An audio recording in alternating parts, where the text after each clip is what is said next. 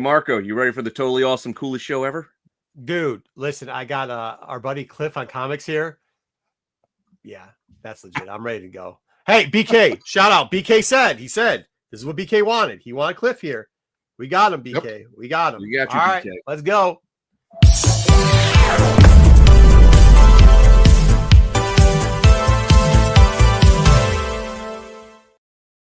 Holy heck. Dub, were you at a con this weekend? I was like an actual con. I was at the con. Good. So was I. Us and maybe 60 other people, though. That's the problem. That's the only problem. Bro, dude, this con's usually pretty good. Like, it's usually 60 people.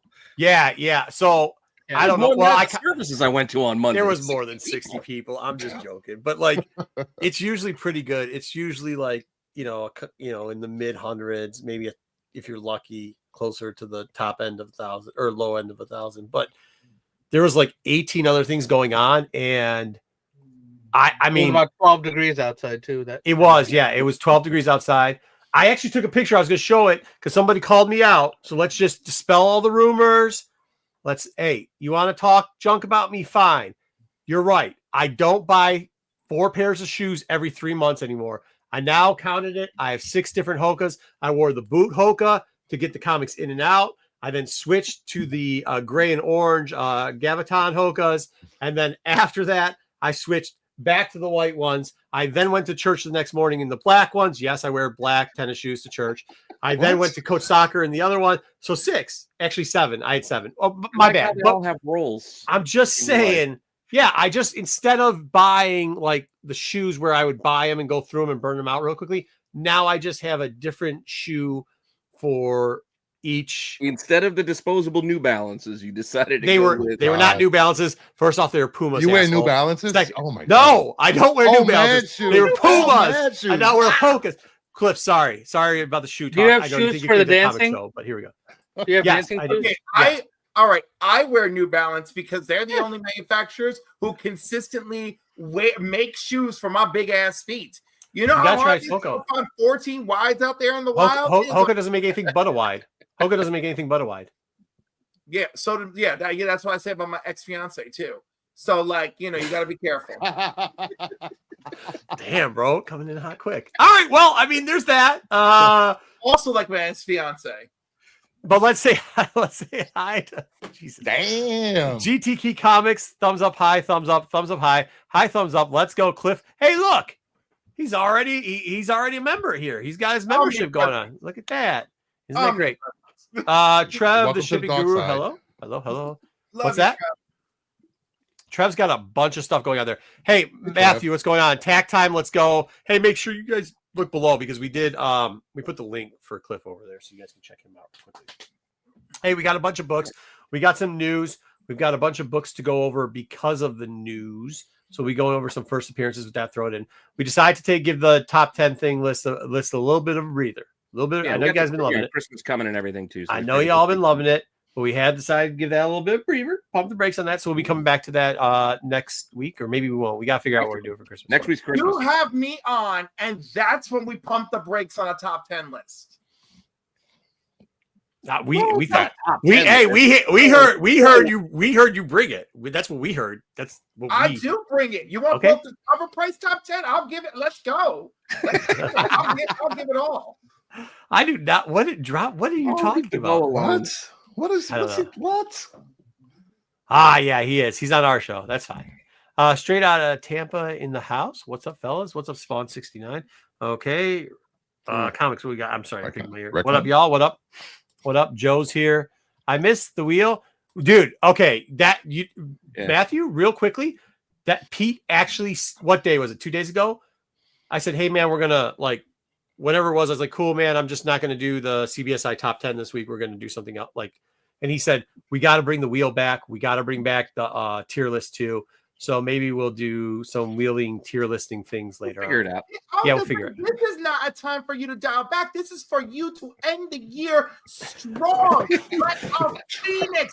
Tap into some of that Jean Grey energy and bring it. You are fire and life incarnate.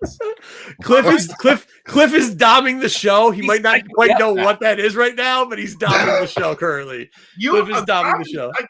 You need me. You need no wonder I'm here. That's why Bruce called me. He's waking me up because you need me. He's like a bowl of coffee. I love it. He's just doming it. He's doming it at this point. Clearly, this is Jamaica Queens Bay, and I am emerging from the water. Ring the bell. Do you have any theories on any Star Wars movies coming up or Boba Fett theories? Theories? Yeah. You know? Yeah, my no, hold on. This is why I actually like Cliff. Cliff had Bruce said, check this dude out, and he did this theory on New Avengers, New Avengers. And if Dom put in the effort that Cliff would be, his name would be Cliff, not Dom, because that's how good it was. So he might be pulling a Dom right now where he's spoiling the show, but it doesn't mean that, like, without knowing it, but he's not Dom. He's just pulling a Dom at this point. Yeah, that's what he's doing. All right. Like, wait, you want we have a guy named Dom that's on no, I know all about Dom. Do you want a real theory on Star Wars? Or you want my real feelings on Star Wars moving forward? I just want to know if you had the theories, but this is actually very interesting. I'm curious now. I'll be honest with you, I don't, because they just like keep like they're saying we got this right and we fucked this up. We got this right. We fucked this up. We got this right. I can't. I'm all over the place. I can't.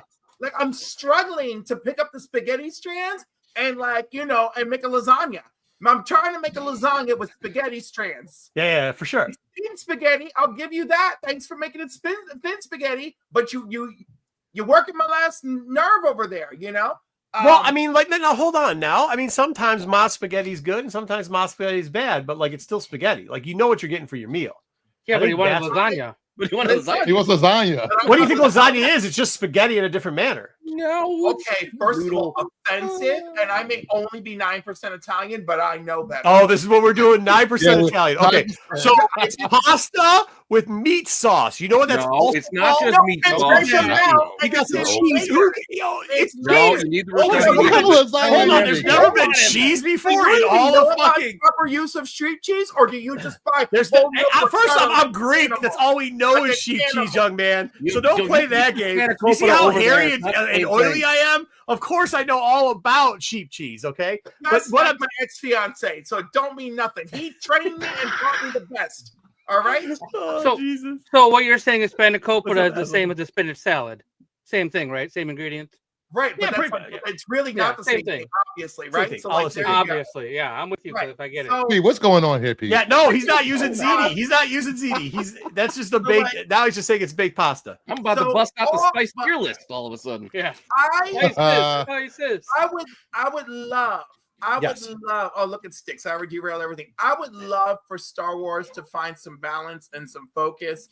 And I think they are trying to. That's why we have a big delay in the return to the Rey saga, which I guess is the only logical place to move forward. Oh, hold on one second, Cliff. That could be that, or that could be that they just never started writing it, and people got better jobs. It could be that too, which seems to be whatever. But I mean, it's Hollywood. It's called a paycheck. So yeah, but do you want to deal with toxic Star Wars fans, or do you want to do something someplace else and still get a bag? Do you want to get? I was gonna say, do you want a bigger, badder bag when Disney's paying you? Because I'm pretty sure Disney's paying a big bad bag.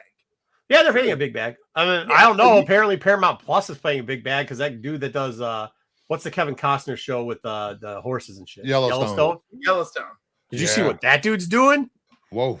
He's renting out his farm for $23 million a show and getting producing rights and getting paid as an actor because he writes his shit into. So I mean, you could do that, or you could get people. He's the writer, producer, and he owns the ranch. Are we all that lucky? Look at this. We've offended Black Crown, a Canadian Italian, and we already offended him.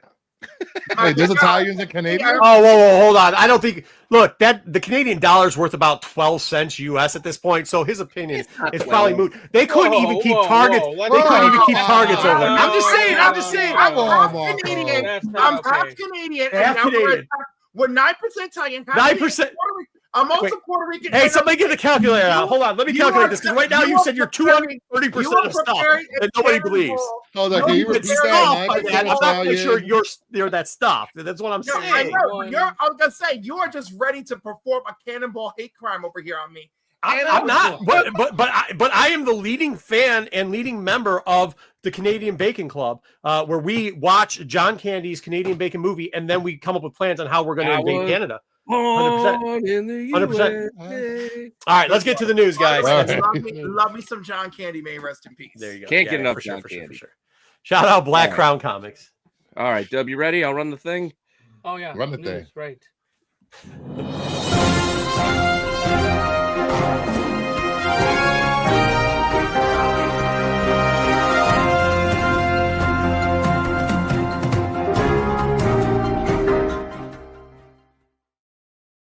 Oh, that's funny. All right, here we go. Here we go. Let's go. News. I mean, there was a few different things that could have been our top story of the week, but I think this kind of beat everything. Here's what I think. I think The Man of Steel is the top story this week. We got a poster. We got a preview for a teaser trailer. Yeah, we're getting a trailer. We're getting the actual trailer tomorrow. We got the preview of the trailer. Yeah, why are you giving me a teaser of a teaser? A teaser is tomorrow. So, and it was a motion poster, so like all the colors were like, if you got the little what's up, Sarah? You're hitting some edibles or something before you watch it. It looks kind of cool with all the colors moving around. But why Six brings up a good point. What's going on there with the dress that he's wearing? It's just blurred. Speed lines. It's anime speed lines. Why is this big news? Because Gunn said something again. He says like no. We're getting the teaser trailer tomorrow. But the problem with doing a teaser of a teaser trailer is when I go to look it up, I get all the fan-made trailers mixed in. Yeah. What's real and the word official. Hey Pete, I'm gonna give you a word called official. I know. You just gotta look for that word. That word does pretty well. You're looking through, and you're like, "Well, this is 8 hours, 10 hours. Well, this one's from here." You just gotta do the official one. Yeah. Well, they didn't. The background actually moved, like it was lenticular or something like that. Is that what he's saying? I think so. I mean, it was a moving picture. It was a GIF, and everything moved. Oh, okay. All right. So well, you could see all the colors moving. It was cool. It was a nice little effect. You also got their little remix of the Williams theme song with the poster, which was really cool. Really? That pissed you off? Surprise! Spoiler alert! No, let me tell you something. We're a bunch of old ass motherfuckers, and they are trying to honey dick us with all this John Williams shit. And it didn't all honey pot for you heterosexuals. But they're trying to honey dick us like the way that they try to do it with Superman Returns. Guess what? It didn't work then because you actually have to have a real story and a real plot, and it's not going to work now if y'all keep. I would have to agree with you, Cliff, except for one thing: DC fans are the most gullible suckers in the world. They keep buying. I mean, dude, they're still buying Superman fucking comics. One of the most boring comics forever. Superman is great right now. Exactly. There you go. Look at this guy. Prove my point. Thank you. Let me get my check real quickly. Thank you. Let me get my check. Points are proven. Do you not like having a man and a wife and a kid? Is Brainiac boring you? No. Do you know what sucks? People buying and the 80,000 super. Hold on now. Don't act like we don't read this piece of shit. That you got 80,000 super people. It's like everybody's got orange fucking underoos. They're all running around in the red cape. You can't even tell too much what's going on. They just fly around all day and sit on a couch and eat popcorn. That's all they fucking do. The whole book. It's Batwoman, Batgirl, Batman, Tupac, Batman. Oh no, Batman's the same case. No, that's why DC is filled with suckers. Yeah, 100%. No. I'm my point. Superman for Superman's adventures with his family, and I'm okay with it. You probably love reality TV too, because all you like to do is watch people sit on their fucking couch. Don't lie. Please don't lie.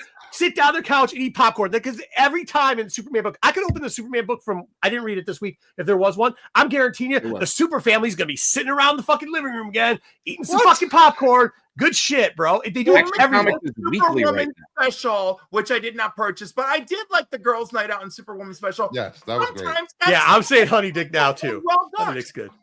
Yeah. We already put that up there. We start saying Honey Dick because it's Honey Dick is good. By the way, shout out to you for Honey Dick. That's good. But let's cut down to brass tacks, right? Whether you have Stockholm syndrome and you can't put down Amazing Spider-Man or Superman or Absolute Batman because you're sick in the head and you think a mediocre story is just amazing. But the thing is, you want to appeal to a broad audience, and we've got an aging audience and we've got new audiences. Who freaking cares about John Williams' music? Stop the shit. You had great music with Man of Steel. Great music. Hold on a minute. My kids are way younger than us. They love John Williams music, bro. Okay, but you brought that into their life, I'm sure. That's true. Well, look at the Star Wars theme. They haven't changed that in forever. But that's what I'm saying. They grew up listening to that. That's how they get people. And listen, I don't want to get too hard on the man, but John Williams repeats himself because if you listen to Speeding Bullets from Superman the movie and Duel of the Fates, there is some repetition. There is some but he's not like what's the dude who did Glory and Braveheart, and it's like the same songs over and over again. Yep. Well, it's like you're using the same chords, but just differently. But it's the same tune. Right. Well, yeah, but a little bit different. Like it's not exactly, but you are being like, like you're bobbing your head the same way. You're like, what? But let's be real about this. The ultimate fear is they're gonna dive too hard into nostalgia to try and make it work, and that will fail. I think you brought up Cliff. You brought up Star Wars earlier. I'm sorry. You brought up Star Wars earlier, and you were saying like the spaghetti, not lasagna shit. And I think that's kind of like something you've seen with the last couple things. Well, at least this last project they came out with. And I hope that DC follows it because they've started to stop. I say you call it Stockholm syndrome. They take themselves way too fucking seriously for a funny book, right? But like they're starting to move out of that realm where they're like, fuck it. We can still do little background, like, hey, nods to ourselves. But we don't have to do that bullshit that we've been doing in the past, and it seems to be bringing up a bigger audience. So I hope that's what Gunn does. But I think if you watch Kite Man, Harley, and Creature Commandos, you can see he's starting off lighthearted, especially Creature Commandos, and he's I think it's not going to be super serious. But that's not. But that's the thing. That's the James Gunn of it all. And this has to be Superman by James Gunn. It cannot be James Gunn's Superman. James Gunn's Superman will fail. Superman by James Gunn could succeed. Hold on. I disagree with... I don't think Bruce has watched Creature Creator or he knows what he's talking about. But if you actually watch it, they are doing what Cliff just explained. They are doing stuff where they're explaining every character, although a little bit humorous and not taking itself seriously. And it's very good because each show comes out. You get the backstory. That's what I said. Lighthearted. Very briefly. It's not too lighthearted. I mean, no, it's not too lighthearted. It's not like when people say hold on. When people say James Gunn, hold on. When people say James Gunn, they think Guardians of the Gladiators or Guardians of the Galaxy and fucking what's the dude with the eagly? Peacemaker. Yeah, come on. We know what you're talking about, dude. Don't talk in code, Bruce. Come on. Creature Commandos falls in line with those things. You know, you think it does? Absolutely, it's very much James Gunn's vision and humor for better and for worse. And although I don't mind that in Creature Commandos, the fact that Creature Commandos is supposed to be in the same universe is a bit harsh, right? We're coming in hard with an R-rated animated series that's supposed to take place in this same world. One of the visions from Cersei is freaking Superman, like a stab down and Starfire stab down on the pikes. And it's this Superman. So, that's I would disagree with your characteristic of Creature Commander or Commandos. I think if you look at it from a different realm, and maybe because you're invested too much into it, but like even some invested. But I know all but Cliff, I'm telling you from somebody outside, like where I was invested in Guardians, I was like, dude, you fucking made them a clowns. Like, I'm telling you, like those little tidbits where you're giving us the backgrounds, but you're not being preachy, stand on our fucking soapbox. We are DC. We've been around longer than anybody else. Bullshit. Like actually plays well. And if they do that in Superman, I think like you just asked, if it's going to reach the broader audience, I think it will. If it doesn't take itself, not be that jokey bullshit where fucking they're having a dance off on fucking planet These Nuts. But like, if you take it in the Creature Commander area, where you're like, wait, you look what? at the movie he made? It's the same kind of a dance off. Creature Commandos. Did you say dance off? Yeah, a dance off, bro. Me and you. Love it. Yeah, exactly. We're doing that shit. I didn't. Do we have that? Where'd you get that? I don't even know. Awesome. That's amazing, dude. Whoever put in the minimal effort to make that, God bless you. Exactly. Great.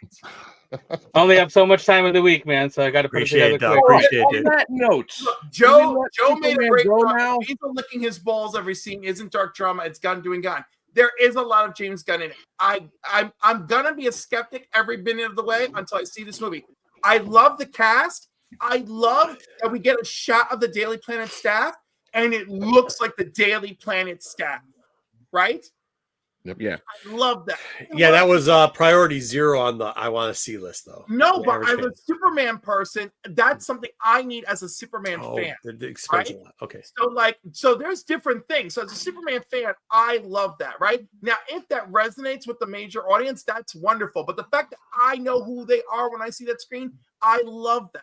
You know, didn't you hold the fucking phone again, dude? You just started this out by saying, who gives a shit about John Williams because it's towards the old people and stop pandering to us? And then you just said Daily Planet people who most people are going to give 0 fucks about, like, oh, it's great for me because I just got. Which side of the bread do you want?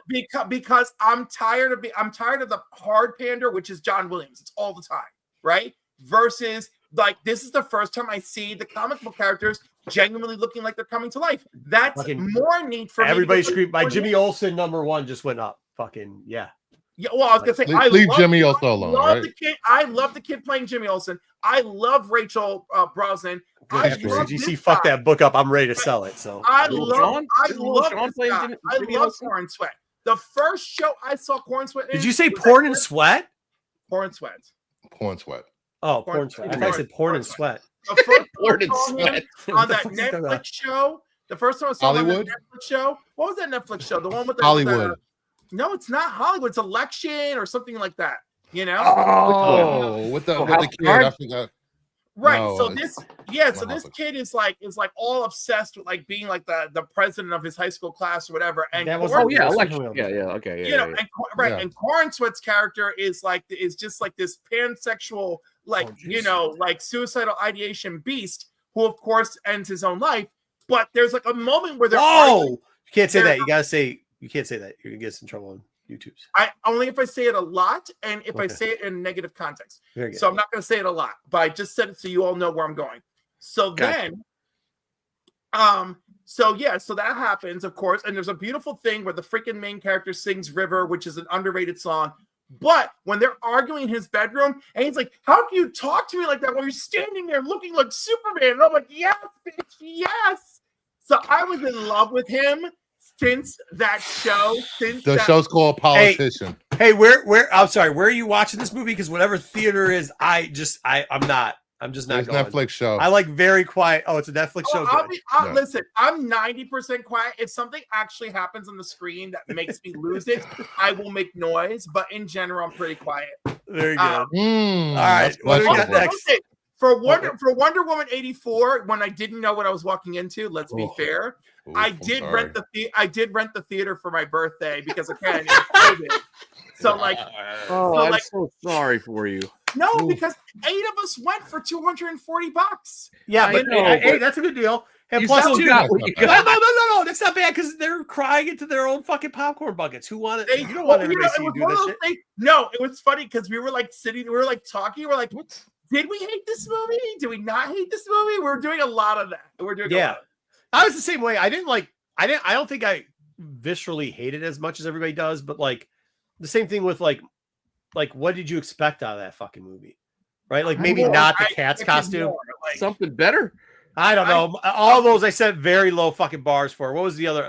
Morbius, low fucking bar. I like did like Craven though. Now, of course, I also like his 8-pack, so I am going to be biased. Yeah, you know. But I had an ounce of love for. But Craven. I really wasn't disappointed in any of those movies. But Wonder Woman 84 came after the other Wonder Woman movie, So we had a bar to compare it to. The first Wonder Woman movie was, but that's what I said. But the first Wonder Woman movie was so good, and they used up so much stuff. What are you gonna do in the second one? They could have focused a little bit more on Cheetah. That would have been interesting. I think that was the problem. I think Cheetah was the problem because if I recall correctly, it looked like an off-Broadway fucking Cats. You could have had the no, they should have put the money into the CGI. How about we? They should have sonicked it out. Yeah, they should have sonicked it out. She's looking at. She's imagining this guy looks like Chris Pine, but it's not Chris Pine the whole time. Like, why put that weird shit in there, dude? Hey, look, I have a Snyder cut for Justice League. That shit didn't make any sense either. But DC likes to shoot itself in the dick. So, I mean, that's just how it goes. What do we got, Dub? All right, move along. What do we got? We're gonna move on to the next story. Thank you. We'll never get there. Wow. First of all, before we go on to this box office report, I would like to make sure that we do not blame the news for taking 25 minutes on the first story. Jeez, how are we only on the first story on news, Dub? Well, because you're sitting there talking about DC and Wonder Woman 84, and I don't even know what else. And speaking. You have a thing up right now, and you're talking about nonsense. Dance off, bro. Me and you. That is my chest, right? You got to comb out. You got to make the hair darker on that, buddy. It looks like I fucking shaved. Huh? I thought you shaved your chest. I don't. You gotta have that. It's just turning gray, dude. Oh. All right, number one movie in America. Here we go. Moana 2. Again, number one movie in America. Dominant. No surprise. It's dominating. It's the third week in a row. Nothing big. Hey, look at the Hunter getting 11 mils. Yo, you know what's coming up. You know what's coming up though. Well, that thing probably took like $1,000 to make that fucking movie. Like Cliff said, all you needed was shirtless dude with an 8-pack. Doug, my question is 11 is tragically low for this film. Yeah, that's rough. What did you think it was going to be? What I'm saying is they had a number, then they estimated it lower, and they estimated it lower, and then it came in even under that. Nice. Right. I'm saying like Madam Web was an atrocious -2 out of 10 film, and this is like a 7 out of 10 film. Yeah, it's not a bad film. Yeah. Yeah, but yet I personally feel that they had a motive to let's just tank this and switch directions because we want to make our money. Well, no, you know what? I think part of the narrative too now has come out like, well, if we don't say nice things about any Sony movies, they'll give Spider-Man back to fucking Marvel. Which is yes, I know, Cliff, I know, but Cliff, how many friends you're in LCSs? When somebody knocks it, go, oh yeah, why do you think?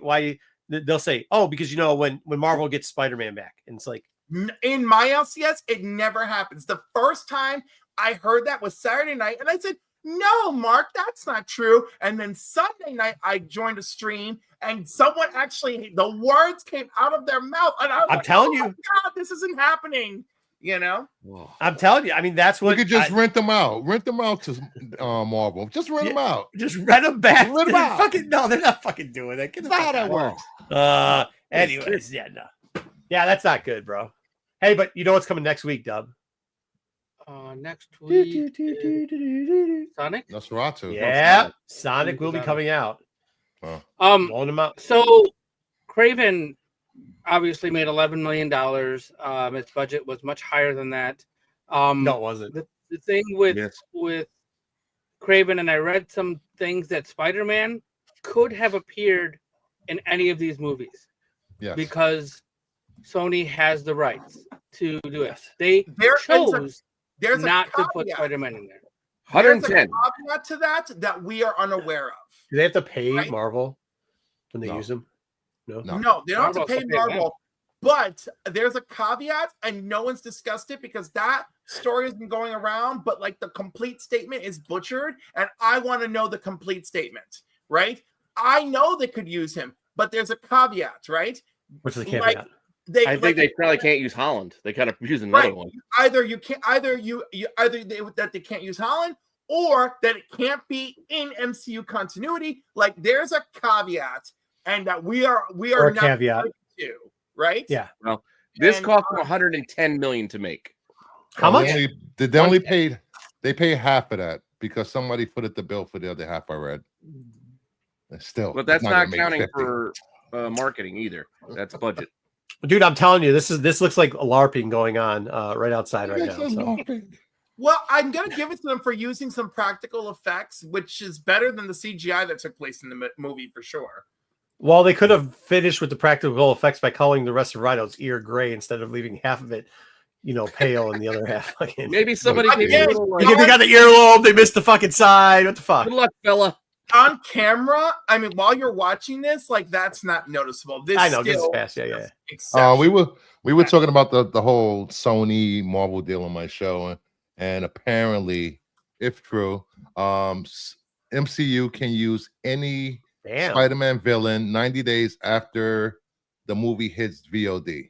So they can use villains now in the MCU if they want. Sorry, Jeffrey. Okay. So, we're talking about movies and rights and who has rights to what and things like that. So another part of movies, Lord of the Rings had a movie come out this last week, and it opened at $4.6 million. I think it was number 5. But did you see this? The budget was $30 million. Oh shit! WB admitted that they fast-tracked this movie so they could retain the rights to the novel. Oh, they pulled the fucking Fantastic Four. Okay. Let me tell you, obviously there's a couple things here that, like, if you're a hardcore Tolkien fan, you'll be like, oh, why would they do that? But for somebody like me, who's like a casual person, this is a really good anime. Like, they did a really check it out when it's streaming. Yeah. Yeah. I mean, I wouldn't mind checking out when it's streaming, but they released They released an 8-minute scene on YouTube before this came out. I enjoyed it. Oh, they don't care. This will be streaming like in 2 weeks. Yeah. What was it? Yeah, I just had to get out and be. Yeah, they just did it for the right. Again, a $30 million budget with a target to go to streaming. It's probably a lot less, frightening than a $250 million movie, right? Yeah, exactly. Yeah, it's like the Red Santa. Get their money back. They don't care. Yeah. Leave the red one alone. All right, that was a good movie. All right, let's move on. But maybe so we heard Kevin, what's up? Say hi to him. Okay, go ahead. Now let's go. Go. Clayface is getting his own movie, and there's a release date for 2026. Stop downing stuff, Cliff. Stop downing stuff. Stockholm syndrome. Stockholm. This has to be a result of the Penguin.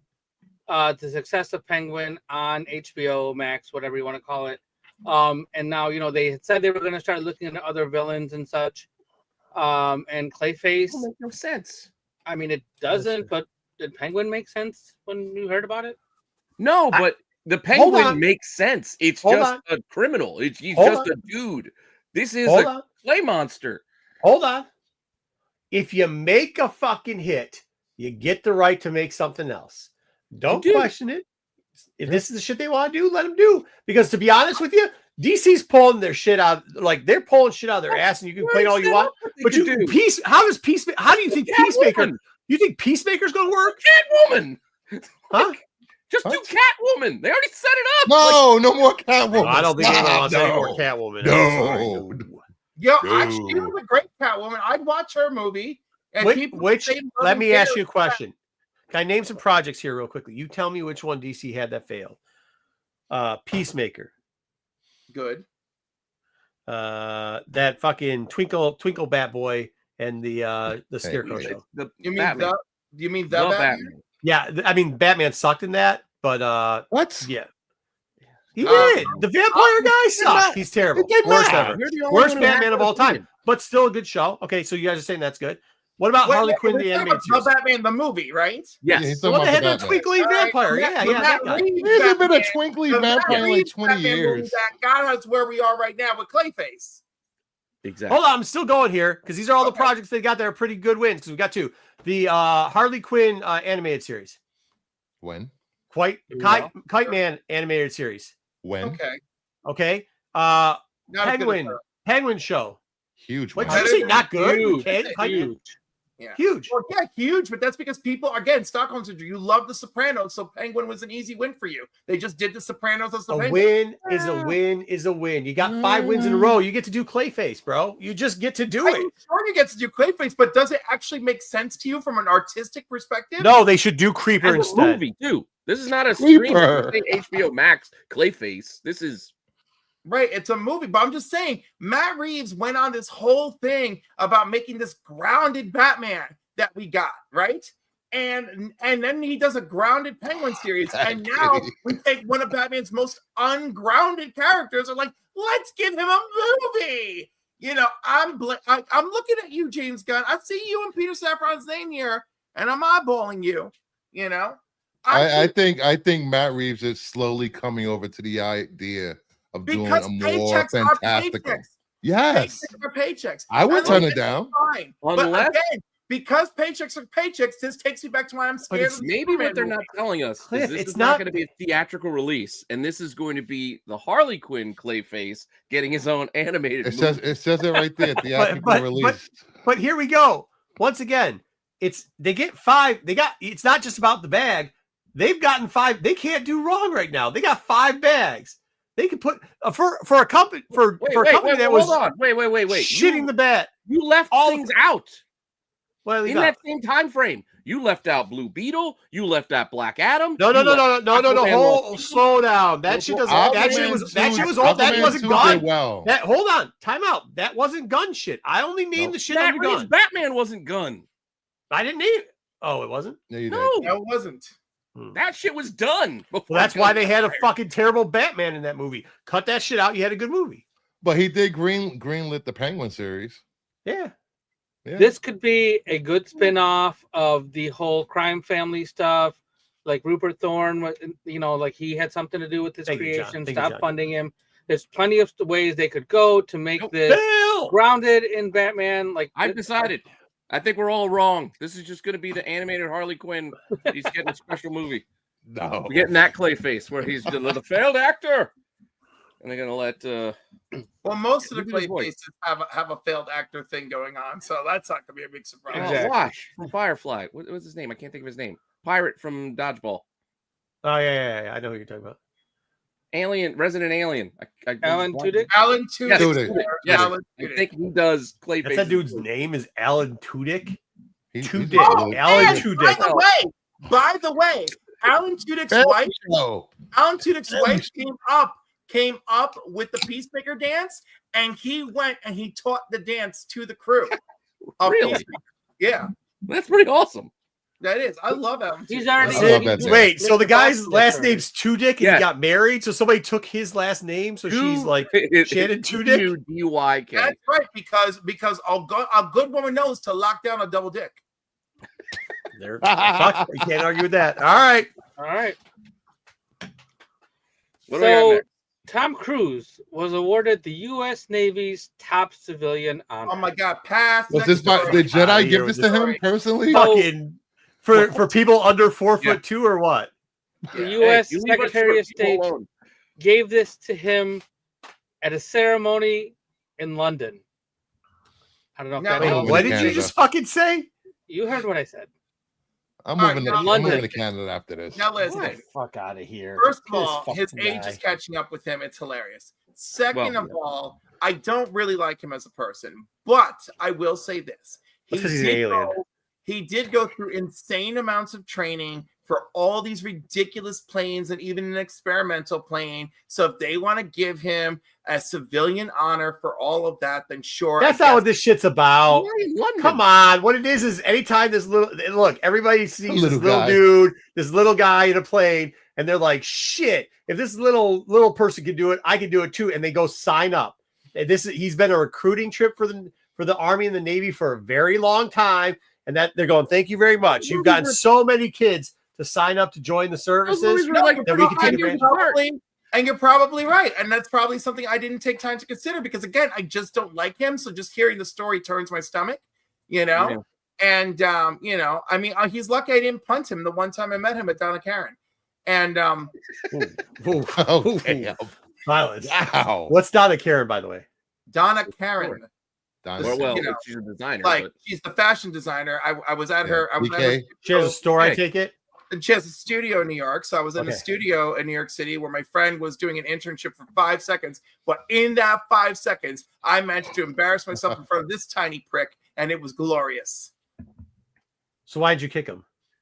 I wish I had kicked him because I was making fun of this tiny little tuxedo. And she's like, no, don't. And I'm like, oh my God, what's happening? And of course, he's 10 feet away. He's 10 feet away. This is Marco. At least you didn't turn to Frank Miller and go, oh, that's who that is? It's DKNY. DKNY. Okay. Joe knows.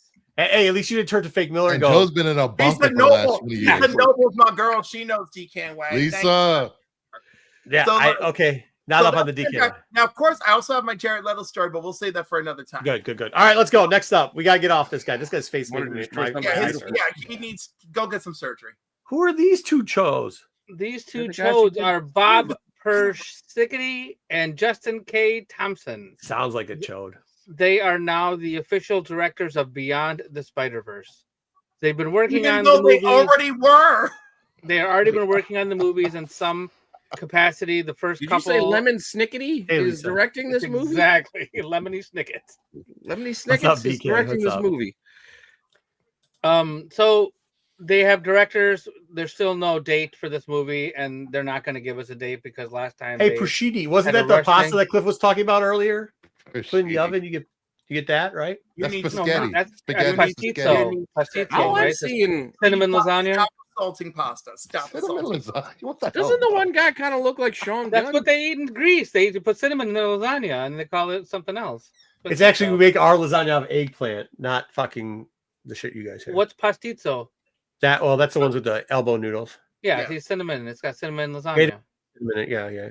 Hey, shut up! You guys just told me you insult the Greek food one more time, Dub, and your wife's gonna have you for that. All right, because she wants to go back now too. Streaming news. Ooh. We got some streaming things. Oh, let me. All right, so this is something that, well, some of you, I was going to say everybody's excited about, but I don't know about if Bruce and Cliff are excited about this, but I know Pete and Marco will be. You guys love this guy for some reason. Yes, I love Nova. I like Cosmic. I want Cosmic. I bet Marvel. you do love Dick Ryder. All right, here we go. I love Nova. There we go. I'm excited about this. I heard all the things about these things. It sounds great. Still going on. Good stuff. And by the way, very intrigued with some of the rumor mills of characters that might actually show up. And we'll get into that a little bit later. So, yeah. So obviously no date yet. They're working on this. There's a writer and a showrunner, and that's all we have. Ed Bernero is a new showrunner for this. 2030. You know what? Yeah, 2030. You know what? I was thinking this, and since you two guys are DC guys, because I was reading a certain comic this week, and I still have this on the brain. Lanterns? No, I know that, but like, do you guys really have space? Like, that's the one thing Marvel, like, you can give DC the advantage in like street crime, right? Because I guess you get Batman, right? So we can't do vigilante street crime as well. You don't get the advantage in street crime. Marvel have the advantage in street crime. Vigilante street crime? Yes, you've got Spider-Man, Daredevil, Luke Spider-Man is not vigilante street crime. Yeah, he is. The only, but no. What I'm saying is like you've got Batman where they have Gotham where they build this problem. Batman doesn't do that anymore. Well, I don't know because nobody reads Batman. Like 10 seconds ago, let's not get carried away. Batman is guilty. Maybe they're on par at this time. No, I'm just saying like from the origin of it. Like when you look at it, like Marvel brought street crime heavy duty to the forefront with Shadowlands. I get it, but here's Power Man. You know. I know it's weird to think about it because Spider-Man does all this crazy shit, but the first time we had a gang war, it was in the pages of Spider-Man. Night Thrasher. That's what we're doing. Oh my God! What we're doing. Stop. No. Well, that's my point. And I like Moon Knight. Don't get me wrong.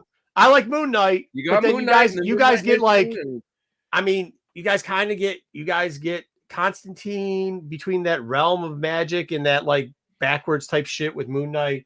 You guys, my point is your space is shit. Your space is shit compared to our space. We've got the Green Lantern Corps, which is just a knockoff Nova Corps. Right? We've got the Dominators. We've got the who? The Dominators. The who? Yeah, Yeah, I know you don't care or know, but that doesn't mean we don't have it. We got the cunts. Well, I'm talking about. Did you say cunts? We got quality. I was talking about quality. Who the hell are the cunts? If you were reading the cunts, it's a D, not a T. Okay. Oh, sorry. Sorry. So, look, this isn't Tuesday night. This isn't Cunty Tuesdays, Hunty. It's not Cunty Tuesdays. So, see you next Tuesday. So the thing, I mean, and let's like no, but I mean, I just like parallels. Like, okay, maybe I'm sorry. Nova Corps and the Green Lantern Corps. I mean, like, who are we fooling here? Same shit, right? You know? But they put it. Marvel Space is on an epic like Odyssey basis where it seems like DC's is limited to. It has. I will say that. Like, read the Rand Thanagar War. I feel like you would enjoy the Rand Thanagar War. Yes, that was good stuff. Yeah, that was good. Jeff Johns, Green Lantern. Here. Okay, cool. Then I'll give you Annihilation. I'll give you War. Yes, Annihilation is my favorite cosmic story. I'll give you the Kovac saga. But that's what I'm saying. Like I can he brought up the Korvac saga. What I'm saying is I'm just saying you give me one thing, and I'm like boom, just shooting shit out. Like let's just run. Let's run. Hey Dub, how you doing down there, Dub? Sorry, Dub. Dub, are you okay down there? I'm not saying that DC doesn't have a thing or two, but it's like you're talking about the minor league team going against the majors. It's just not fair. But it's just not fair. Like their minor leagues are their cosmic dudes. I mean, like their cosmic dudes are minor league for them. Like, but sometimes. So Brad Winterbaum has said Miss Marvel has a future in the MCU. Speaking of cosmic, she counts. So Brad Winterbaum, we've talked about him before. He's the head of streaming and television entertainment for the MCU. For sure. We know he's been talking a lot. He does a podcast every so often. And he says that she is going to be a big part of what's coming in the future. And it will be exciting to see where she will pop up. My new finisher. Dude, that was hilarious. Dude, that's hilarious. I want to walk a dog. The DD titty. So yeah, for those of you who are fans of this, enjoyed the show, did not enjoy the show, you're going to see a lot more of her. I like the show. What do you mean? Who didn't like the show? It was actually a good show. You guys liked it. I don't know who did. I'm just saying. I don't know a person that didn't like the show. I know lots of people who didn't like the show. Well, are they virgins? No, they just don't like joy or family. I don't know. I mean, like that's what I'm saying. Like, but I will say, I love the Marvels movie. I watch it, but the cats, I even can tolerate the singing. The cats drove me out of my. The cats was the bridge too far. That I'll agree. We can cut the singing back down. Totally with this. Yeah. We gotta make everything a fucking musical. We can. Yes, but I'm just saying though, I could still stomach it too. It was a great joke within a joke, and I kind of handled it. I think she's too. You know, but I really like her. I think she's great. She's co-written everything Miss Marvel in the past like 3 years, and I've loved it. I feel like her voice shines through that character so well, and I love it. I think the whole thing. I think it was written very well too. Wasn't that supposed to be in Dearborn too, Dub? I don't know. It was in New Jersey, I think. Oh, it's some characters from Dearborn that's part of her. Yeah. Thing. You know, what I liked about this show with the family dynamic, the parents were great until the father did what he did. And it showed her culture to a broader range of audiences. It brought. What do you mean the father did what he did? Which father? The evil father or her father? No. Her Real father life. in real life. Real life, the actor. Real life. Her real life father did something. What did her real life? No. The actor who played her in the show did. What did he do in real life? No. Don't get demonetized. I can't say that word. Was it an R1? In a non-way. R1. Inappropriate stuff. Some naughty what? Did he Weinstein people or did he Diddy people? Both. Well, kind of. Did he R. Kelly people? Messaging people, children he shouldn't message. So he did it all. Won the best adaptation in the 2024 Game Awards this year. Get rid of that guy. So those took place last week. Fallout went up against Arcane, Knuckles, Like a Dragon, and Tomb Raider. So all of those, so Arcane and Fallout had the same main characters. So the actress who played the main character in Fallout, also voiced the main character in Arcane. She was up. Really? Yeah, she I did. have to get back to this show because I only watched the first 2 episodes. Tomb Raider sucked, dude. That thing is a fucking piece of People garbage. love It that didn't show. win. I Who? couldn't get into Yakuza. People love that show. Only people I that don't know spank why, off but- without the lights on, dude. I mean, that's just it, because that show's fucking horrible. Knuckles, my son watched it without me, so I couldn't watch it on my own. It just didn't have the same. I enjoyed Knuckles, but I thought Fallout was excellent. Oh, Fallout was fantastic. Yeah, I love I agree. Fallout. I think that was a fantastic show. I'm glad it won. Hopefully they make more. Dude, if we were doing a giveaway, Yeah, Honey put that Dick up would already. be the code word. Yeah, we're giving that is going to be our next giveaway thing. We might do a giveaway for Christmas, and if we do, I didn't Honey Dick- realize that actor right there in the middle was from Evil. He's So- at Yeah, technically it is he Honey was in Dick Lost. King, He but was in- yeah. Oh yeah, character. that's the Oh, Linus. wow. It's Linus, yeah. Linus Yeah. from Charlie Brown. Great actor. Yes, Linus from big Charlie man. Brown Okay, grew up cool. to be that Voiced guy. Yeah, Linus from exactly. Charlie Brown, the original Cool. Linus. You got it. Charlie Brown Christmas, anyone? Don't take his blanket from him because he'll get pissed. Yeah. Level Secret Level, which is a show I've heard a lot of We'll get to talk this. in our Ooh, chat. I watched and one of different these. Things. Well, one It's and been two, renewed maybe. for a second season. I mean, I didn't watch it because I don't have Prime, and I'm not saying to bootleg stuff. If you could bootleg it, don't bootleg Prime stuff because Amazon sucks. We'll get to this. Like, This is in our review section. We will get to this. Not all of them, but we'll get. Okay, we can Yeah. move on. So you can see this right now. We'll talk about it a little bit later, and there will be a season 2. Did you say Mega Man by any chance? I mean, I'm I not saying did. I saw it because I don't have Amazon. I or did. Amazon I watched that Prime. one when I realized there was a Just saying. second drop. There was a second drop of episodes yesterday. So after the record-breaking Jake Paul and Mike Tyson fight, Netflix was not will a now fight. be producing a 3-part docuseries on the life and sure? legacy of Mike Tyson. It was something. Collect them paychecks, Michael. Collect them paychecks. He Now we know should. why he did it, so he's gonna do more stuff like this to keep bringing in that bag. Yeah, let him bring in the money, man. He's still Yeah, got to he feed the deserves it. tigers. I don't think he has a tiger anymore. Plus, doesn't he have like Oh, some no. marijuana company that he's? He has a marijuana company that he's making some good money, but you know what? Good He'll money. make more. They just showed Yeah, him man. on Hey, don't. Hey, I'm not against the dude's bag. I'm not against the dude's bag. That piece of shit, Jake Paul, though, like acting like he No. did something because we saw him take that. Listen, We saw him take that hit. I'm gonna give it to that little shit. Okay, I'm gonna give it to him because that 27-year-old brought in a ratings mega hit. For But Netflix. here's where I won't give it to him, Cliff. That second round, he took a punch from Tyson. You saw the ref get in there and remind Mike Tyson, if he knocks the motherfucker out, he ain't getting paid. And then Mike had to back off after that. So, like, yeah, I mean, don't be And talking he- shit and then be a pussy. The 60-year-old man. Don't let the Listen, 60-year-old man did knock you you out. not see the color leave Mike's face in round 3? Rosie Perez said it to the world. She's like, Mike is really showing his age out there. And I'm like, oh, Rosie, you Yeah, said because he it could get. Yeah, because he's Yeah, old. but he would have, like, hold He would on. have knocked him out in the Hold first on. round. He would have been done in the first round. He put that lick on Paul. He didn't know where the fuck he was. He went like this. He ran up, hesitated. went like this, and then the ref pushed him back, and then Mike went and goes and dances a little bit and backs up, and for the next 40 seconds did He's absolutely dancing? nothing and sat You down. sure that wasn't just buffering? I I did not care for their fight. And there's obviously a It lot wasn't a of problems fight. there. It was a little You stage know like what I dance mean. match. You know what I mean. Yeah. But he gave overall. He put on a hell of a night, right? exhibition. He got those women paid properly, and they put on a hell of a fight. Yeah.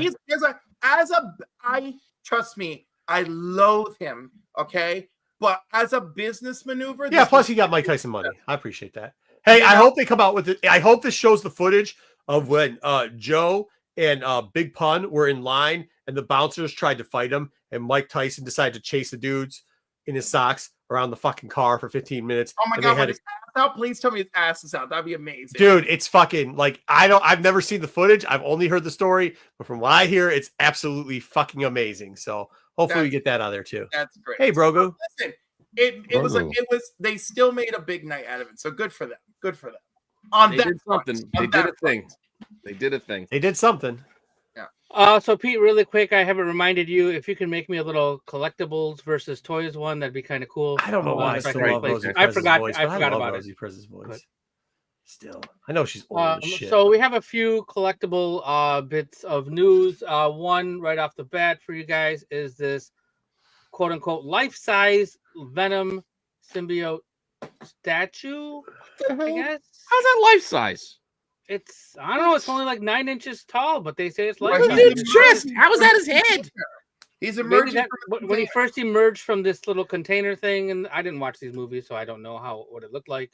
But his escape from containment is supposed to be from the first movie. Pre-orders are open now for $270 with an expected release in March 2026. No shot. Dom, put your credit card away. Right. You know, end of the day. No. And then, all kidding aside. Who? All kidding aside. No. What the hell is this? I don't know. No, I mean, there's no way, dude. Jeffrey, no way, bro. No. Yeah, hey, here we go. Nope. 270. Nope. All right. So then we have a tarot card set. And we still have some. Nobody should be surprised. Nope. Yeah, we got plenty of nopes.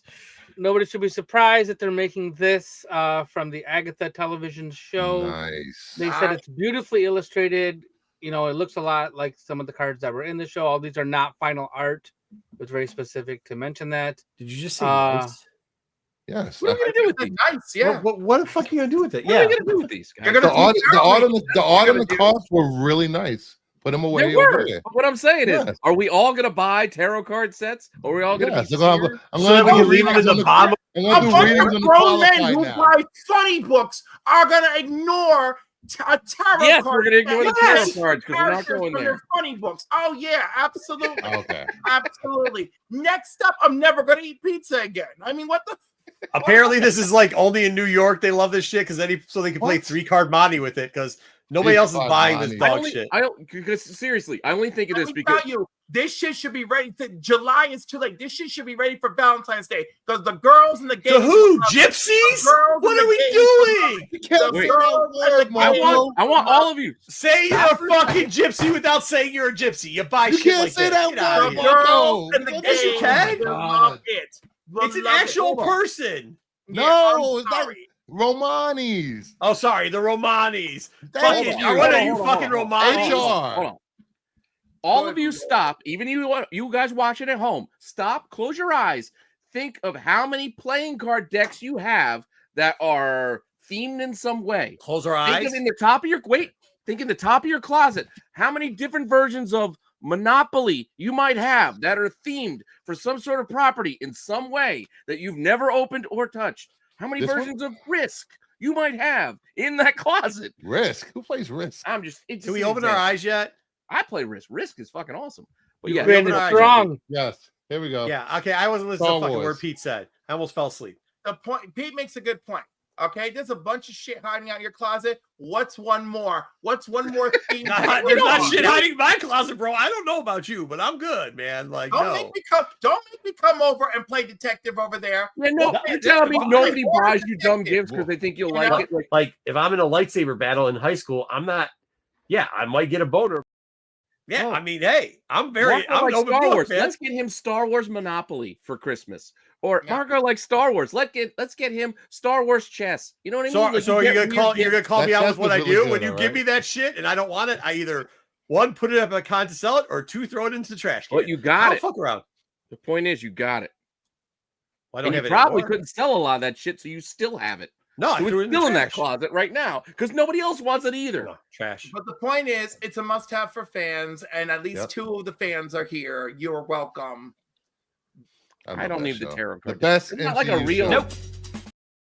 A real seer is not going to use the Agatha deck. Can you imagine you go pay like somebody for a reading and they're like, Yes. No, but I do I also. would fucking pay money to see Cliff do that shit to fucking Bruce. I would. I'd watch that. Are you kidding? I will. In fact, I'm thinking I of getting don't the deck mind. and just doing that. I'm gonna get the Marvel deck tonight just to prove a point. I'll do online. all right, All right.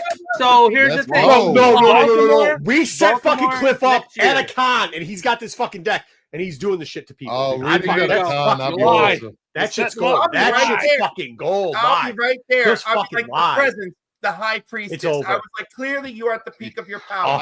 100%. Yeah, it's over. We gonna be like, I'm rich, bitch! Let's go. Let's go. All right. I'm getting Oh, good Hey, stuff. Razor Comics. Nintendo Switch has now moved to number 2. The number best-selling console of all time. It has taken the from PlayStation 2. Yeah, right.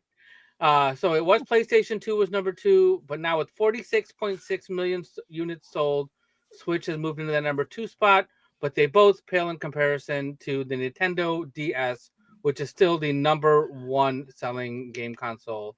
I have a question. I have a question. Okay. Can you play that Marvel Rival games on the Switch? Nope. Well, Really? what the fuck? Can you play Call of Duty on the Switch? Nope. Yeah, but I understand that. I don't want to play Call of Duty anyway, so I'm good. Yeah. Oh man, I'll 360 that that makes sense motherfucker. not be on the Switch, but like Fortnite. Marvel Rivals? Oh, is that the new one? The newest? Yeah.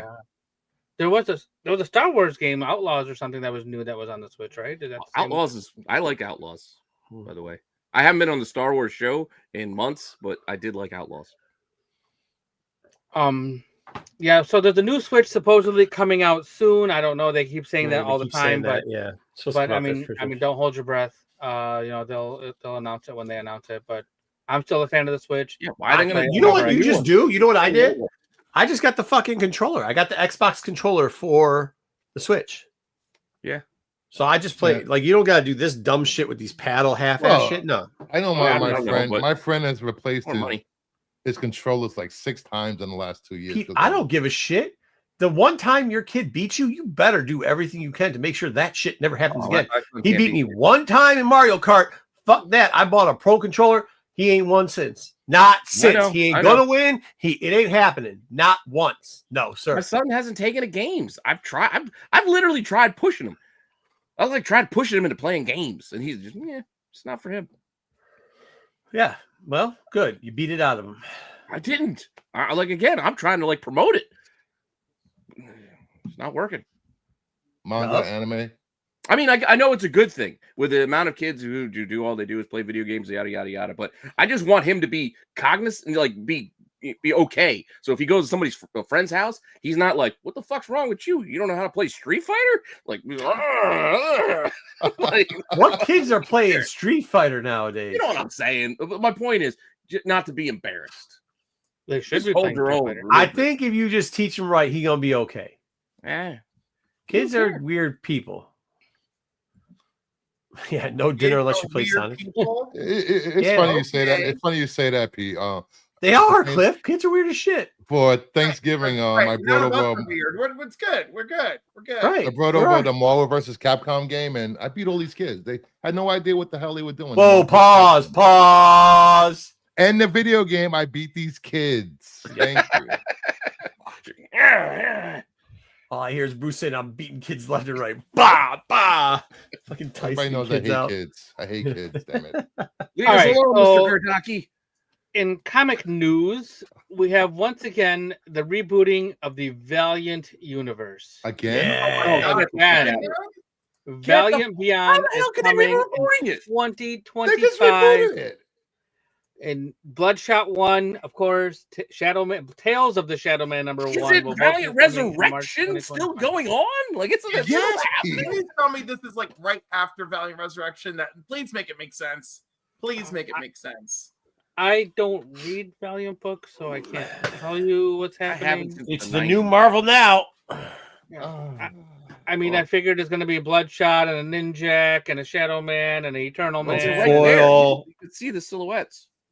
We got Shadow Man and Bloodshot, right? I think that's probably Exo, Man of War. Exo, Man of War, right? I forgot. Yeah. I don't know who's got the star on their chest, though. That was the two dudes. What's their names? That's not Archer and Armstrong, is it? Yeah, isn't it? It wasn't one of them got the arrow on there?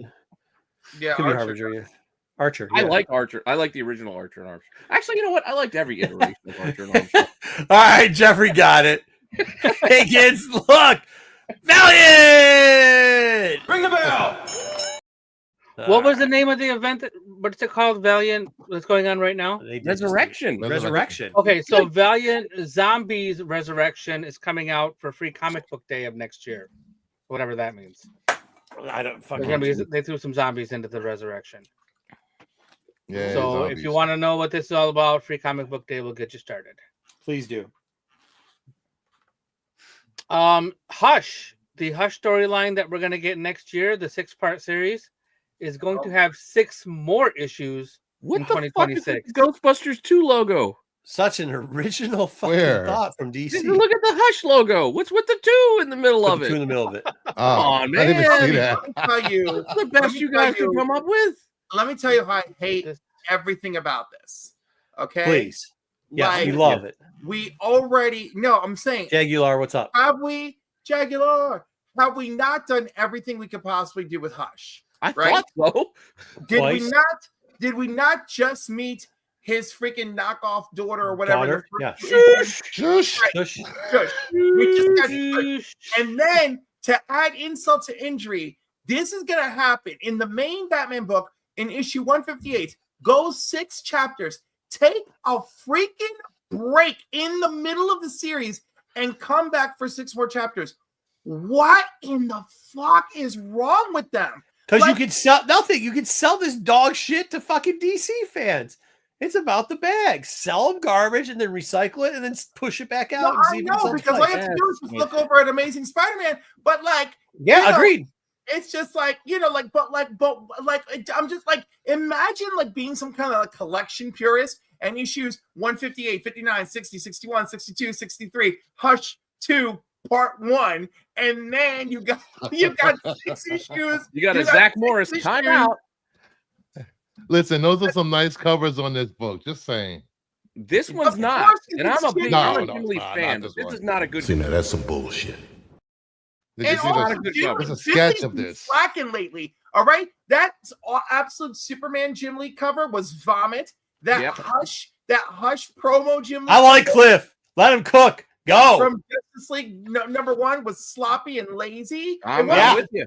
You And know, I'm a Jim Lee fan. I love Jim I Lee. love him. So I don't know if this is age or sloppiness or like let's Course go it's not fast and get a trash, paycheck. Sticks. You know, but like, please, Jim Lee, please don't. You're still young enough. Don't let the Frank Miller of it all hit you over the head. Frank You know? Miller of it Lady all. Fantastic, love you. And it's not even just the art. Like the art is, it's not terrible here, but who the hell decided to color the sky orange? Like orange BK, is I didn't even have to famous. say it. Cliff's saying it for me. I The, don't gotta ci- say the city's shit. on fire. The city's I on can- fire, so the sky is Well, orange. listen, I can buy the orange sky because when Canada was on fire, my sky was orange for freaking days. That was just ridiculous. So I could buy if Gotham. It smelled like maple syrup. The city doesn't look like it's on It fire. did, The it city did looks not, Marco. fine. It did No, not. it doesn't. The city doesn't have to be Well, on fire. have it to us We were too. not We on got it fire. also. Canada was on fire miles away, and my sky was orange. Okay, so All right. I'll allow this. I'll allow that. But Oh, what the hell are we Is gonna do? Metropolis on fire? Since apparently, according to the movies, it's right across the fucking bay. The Metropolis is right there next to That's Gotham. according to the It's- Zack it's on Snyder. fire over Hey, there. look, Canada's to the south of us, and we got smog. So like, we got like clouded fog stuff. So you never know. So I can buy that. And by the way, there's no bay. There is according to the comic book map, it's train tracks that divide them. You tell him, Cliff. Yeah, if you read the 0 Hour issues where Superman and Batman find each other to like, I know these comics are 30 years old, but when they find each other to meet up, they meet up at the train tracks, and worse yet, when they meet up at the train tracks, it's like 17 iterations of Batman. Why the hell does Superman go from Kansas to Metropolis, which apparently is located near Delaware, of all places? Again, the DC map, like when He they just did wanted to here- say Delaware because that's where he vacations. Yeah. That's Because where vacations to they're Delaware. located. when they did the DC Comics map, right? New York, Metropolis, and Gotham are all very close to each other, which again, I kind of think it's kind of crazy to have mega cities like that but it's a fictional world. So fuck it. It's just really weird because Metropolis and Gotham are both based on New York. One is just based on all the bright shit of New York, and the other, the not so bright shit. No, I get that. But you would think if Superman was that close, he'd be like, God damn, Batman, what the fuck? What are you doing over there? Look at this shithole you got over here. You do not eat. You've read the earthquake story, Aftershock. Oh, and yeah, all yeah, that yeah, stuff, yeah, yeah, yeah. Right? You Man's see Land. how Batman keeps telling Superman, "Stay the fuck out of here," all the time. And there's even that one issue of Justice. Why would he listen?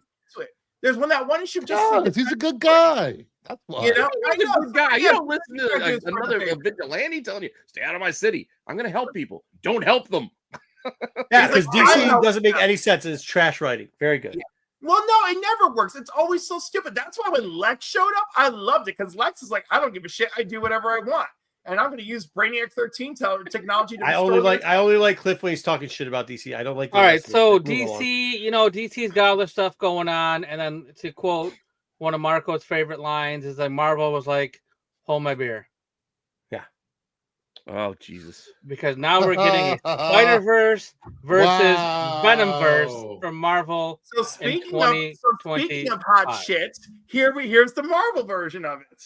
What the fuck? What is that on the? What does this even mean? I don't know. I'm so confused. But they We've have already had Spider-Verses, Venomverses. We had returns of, we had deaths of versus, and no, we have not. No, we haven't had them. We have not had them fight each other. This is the official fight. This is the official fight. Oh, we need more spider characters. You know what? You know what I think about this? Who cares? Oh, but wait. 2025 is shaping up to be another interesting year because we're also getting. You're scaring me, Dub. You're scaring me. Deadpool kills the Marvel Universe one last time. Why even bother saying it? Just say one more time. Just do it again. It's the 5-issue series. Colin Bunn. Bloodier Mayhem, Multiverse Villains. I don't even know. I mean, all I got. I don't give a shit. Seriously, do we need this stuff, guys? Like, why can't they just invest in good stories rather than all this? I don't mind these one-off things. You know, I don't know. It's still the extra money they're just trying to get out of you because you're running this at the same time they're running a regular title. They're running some other subtitle. Yeah, I see stuff like this, and I'm not turned on to buy this at all. You know, no, I'm leaving this behind. Who does buy this? But now that's the thing, right? You get new. We did, Sarah. We'll talk about it. You know, I'm sure there's lots of new readers who want to try things, and I have to be more thoughtful of them, right? Because I meet new readers who come in and they're reading Amazing Spider-Man. I'm like, oh my god, why?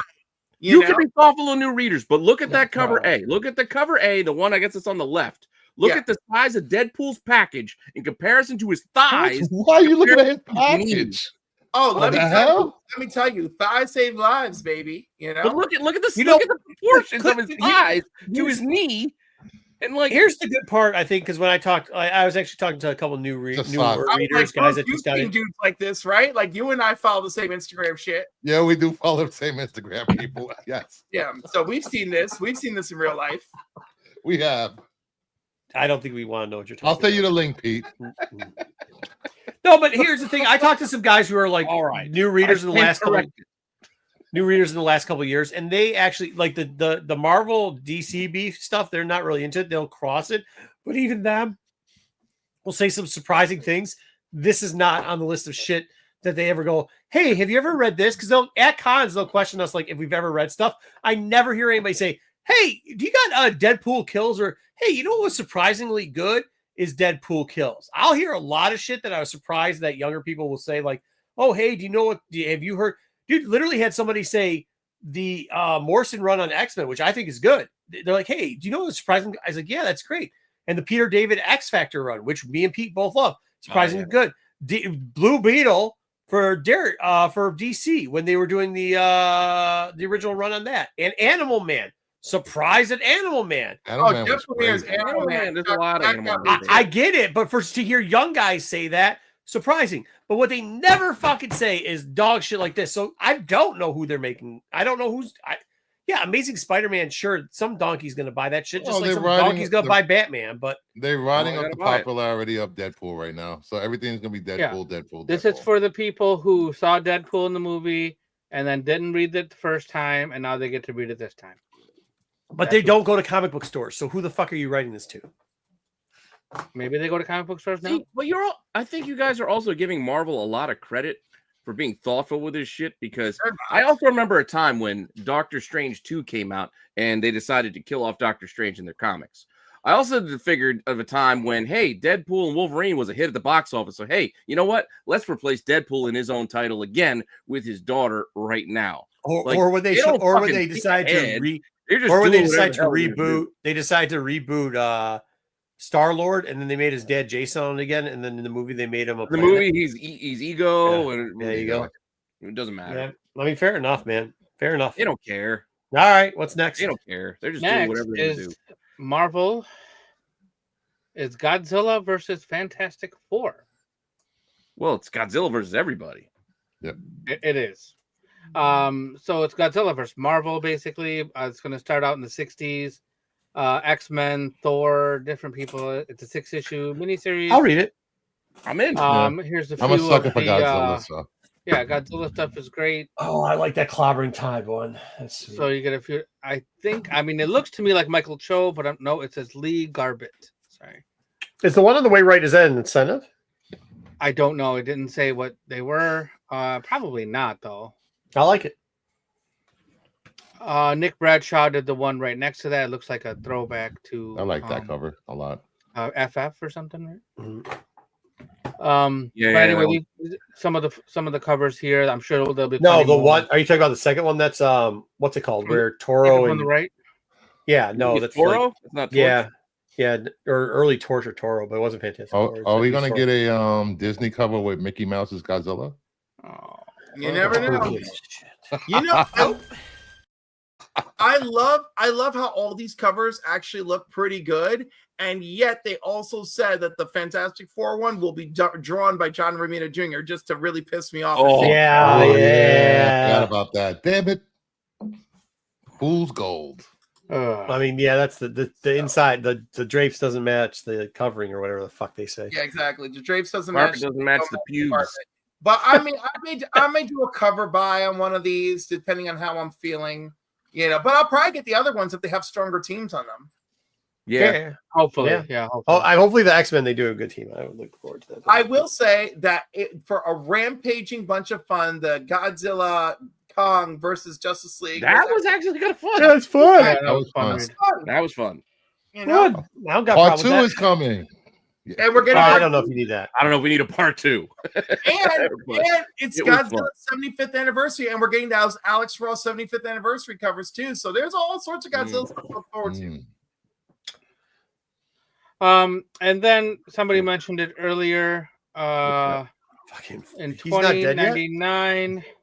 Oh, say that. Yeah. We're getting this guy. What? Yeah. Yeah, you did see this shit? No, I didn't. Galactus shows up at the very end. First off, Conquest 2099, and you won't believe who his hand is reaching out. I got you, little buddy. He's got a little buddy who's gonna make into a dangerous threat. I can just feel it. Can we also? Here's the thing, though, that I have a problem with the 2099 stuff, and this is just because I have started for my youngest brother to help him get back some of the 2099s, because that was like a series he really like. I remember taking him to the comic shop when I still go to today, and that's what he was into, was all the 2000. That's why I buy the Ravager. That's because there's something I remember with him. He's now collecting it for his son. This shit is not 2099. Just don't like either. Like it's just not like this is not another version of the Web of Spider-Verse, Venomverse. Let's just make new versions of other characters. Like just the combo character. Just hell. When did 2099 become Helverine and Weapon H? That type of shit. Okay, those things are not in 2099. There is yes, they are. Yes, they are. They call it now Red Hulk. They call it the new Red Nova Hulk 2099. It's 100% the same shit. Nova is. There is a Red Hulk 2099, but that's what I'm saying. No, I think you're misunderstanding what I'm saying. I think you're misunderstanding. Hold on. I think you're misunderstanding what I'm saying. They're doing combo characters. When 2099 came out, they were called something like the X-Men 2099. They didn't have Wolverine as Nova. That wasn't the fucking thing. There was no Cyclops there. They actually had different characters. There's new characters that they brought into it. You know what I mean? Like they had a prostitute was part of the X-Men at that time. So like, I mean, different shit. Even Miguel O'Hara as Spider-Man 2099. He was a new character. Yeah, new character. Peter Parker in the future. It wasn't like, hey, Wolverine put on the Nova fucking helmet and then start shooting guns. Pew, pew, pew, pew. Like, just saying. They just got lazy with I don't know. They did it better in the Guardians run in the 90s. Yeah. Just saying. I'm just saying, this is out there's far worse Marvel's put out. Yeah. Oh, agreed. Yeah, that's true too. But like, I mean, I've enjoyed it. Did I enjoy it as much as the actual Annihilation and the actual Conquest? No. Yeah. But did I have a lot of fun? Do I like seeing Dracula go on a fucking rampage across the universe? That was I see. That was it too. Like that is I'll be honest. That's my biggest beef. Why do we have Dracula in it? Like, we'll save it. We got it coming later. Okay, yeah, we'll talk about it later. Oh, yeah. Fuck Dracula. Save that energy. Fuck Dracula. Shout out to people saying fuck Dracula.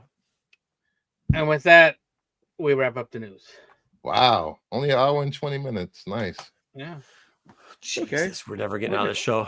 We are. All right, sorry we kept you so late, Jeffrey. Go get ready for work. Merry Christmas to you too. Thank you for Merry Christmas, Jeffrey. Merry Christmas, Jeffrey. Cheers. Cheers, Jeffrey. Shout out to Arizona Comics. There you go, buddy. War Kings is War Kings is awesome. Yeah, it still is. Yeah. I'm actually all right. We're doing the War Kings, War of the Realms, great War stuff. Cliff, I love you, man. Like, you're talking my language. Annihilation was great, but like War Kings, bringing an actual Summers that's a fucking badass instead of a bunch of bitches like Havoc and Cyclops. We had two Summers being a badass in there. You know? Well, no, who? Which Havoc one? did some work in that Havoc's series. kind of a fucking Havoc kind of soy boy. Bro. Listen, I listen. Havoc lives in the fucking shadow of his big dick brother. He Scott, does. Okay? And First off, I don't know if you know what a big dick is because Cyclops ain't got a big dick. I'm surprised if he has one at all. Cyclops has a big dick because there's a reason they call him He's a pussy. No, dude. Hey, that guy. I guarantee the White Queen's pegged that fucker a couple. Whoa, Marco. No kink shaming. No kink shaming. This man. I know what you're doing there, Dub. This man has fucked. Get him, Dub. Get him, Dub. This man has fucked his wife. This man has fucked. I'm not sure he has. Yeah, sure. Well, multiple versions of his wife. This man has fucked Wolverine. Wolverine has fucked this man. Hold on, man. Hold on. He was supposedly banging some chick. Didn't even know that it wasn't his wife. We all know the sins of Scott Summers. We know them so well. I don't think he didn't know. Yeah. No. How do you think? Fuck out of here. He didn't know. He didn't know that Warren Dagger was fucking. No, he didn't know. So this might have been the first time he even got some. I'm just saying, man. Didn't know. I don't know if you've ever banged chicks before, but they don't all bang the same, bro. They don't bang all the same. We were just playing. It was just all in our head. Doesn't count, right? What? Are we talking about X-Men 97, Scott, or are we talking about comic book Scott? Because there's big things to go into for both. Yeah, I mean both. Right, all. Thank you, we will kill Cyclops. That is Pete's favorite. Well, we're not going to do it now. Sarah makes a good point. Number one, he wants us to watch our mouth about Cyclops. But number two, that was the best Black Bolt ever in War of the Realms, War of Kings. Yeah. Oh yeah. Great. Black Bolt. Yeah. We're whispered. Yeah. Yeah, that shit. I mean, Cliff, I talk about it all the time. So underrated. Those series are so underrated, and probably why Space is so good. And when people are like, "Why do you want to see these random characters?" Like, we'll get into later. We're spoiling. We're doming it. We're fucking doming it. Okay, let's go. What do we got next? Take it or leave.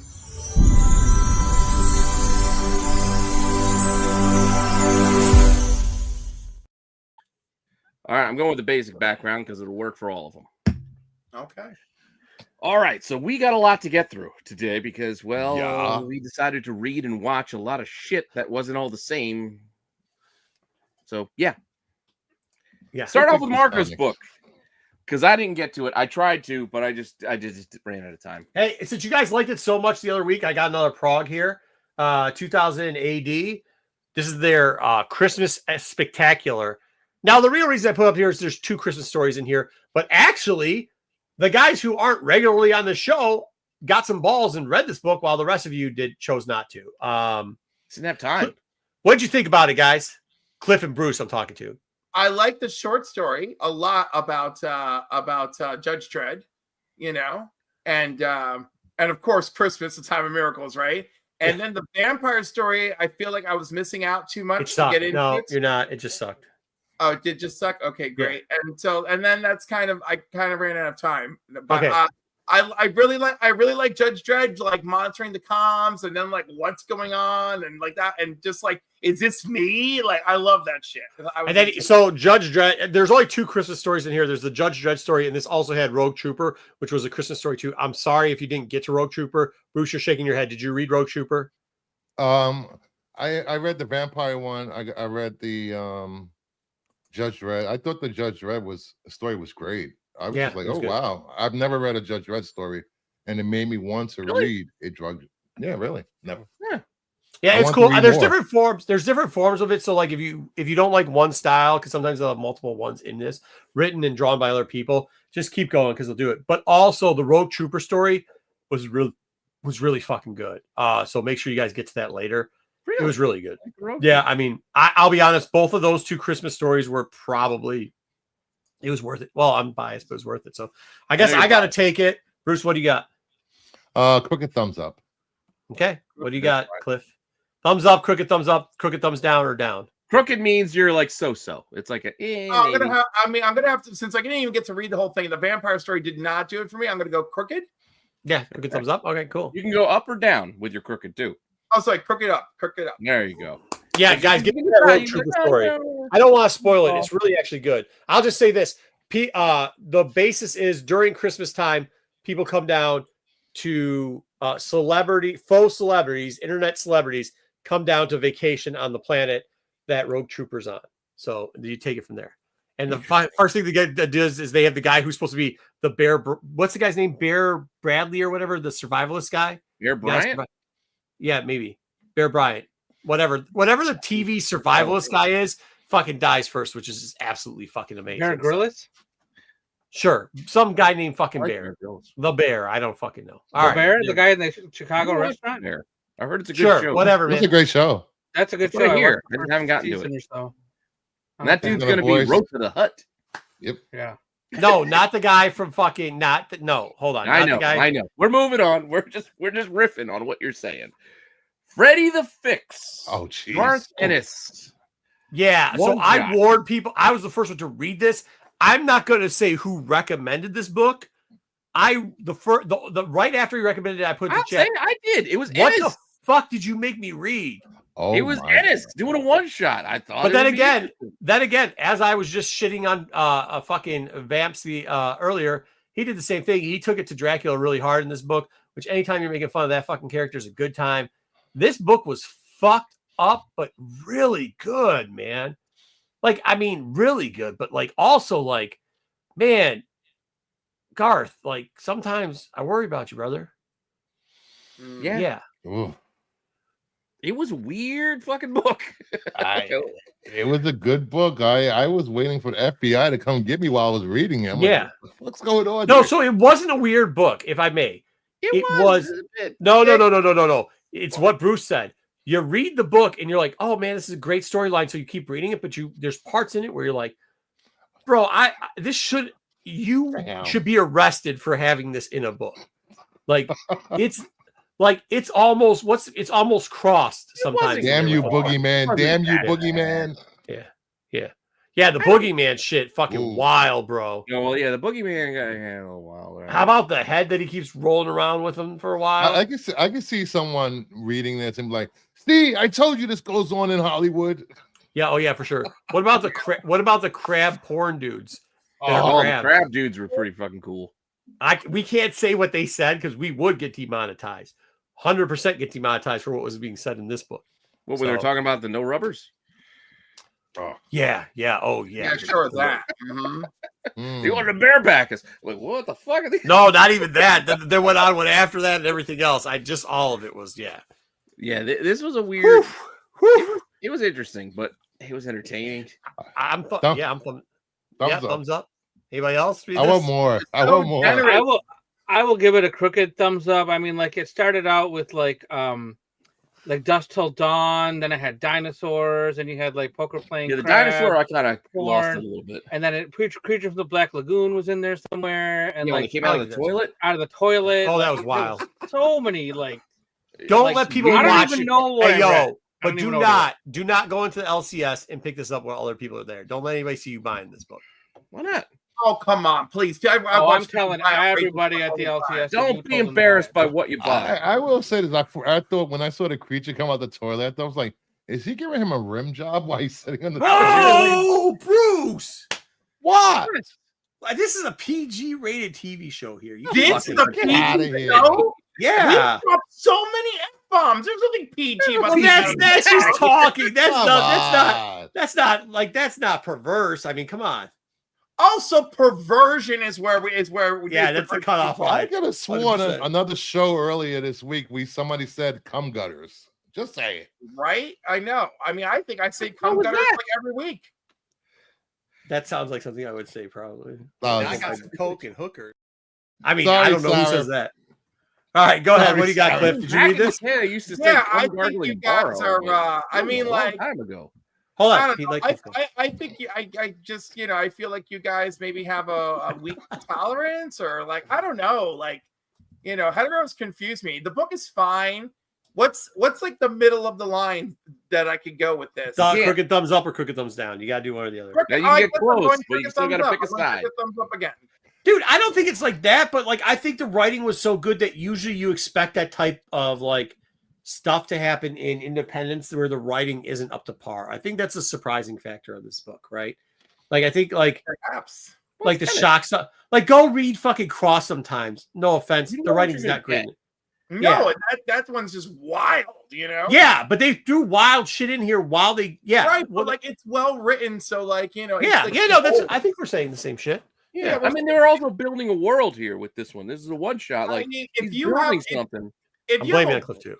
My only attention into the adult abyss. Thank you, Lord of Brooklyn.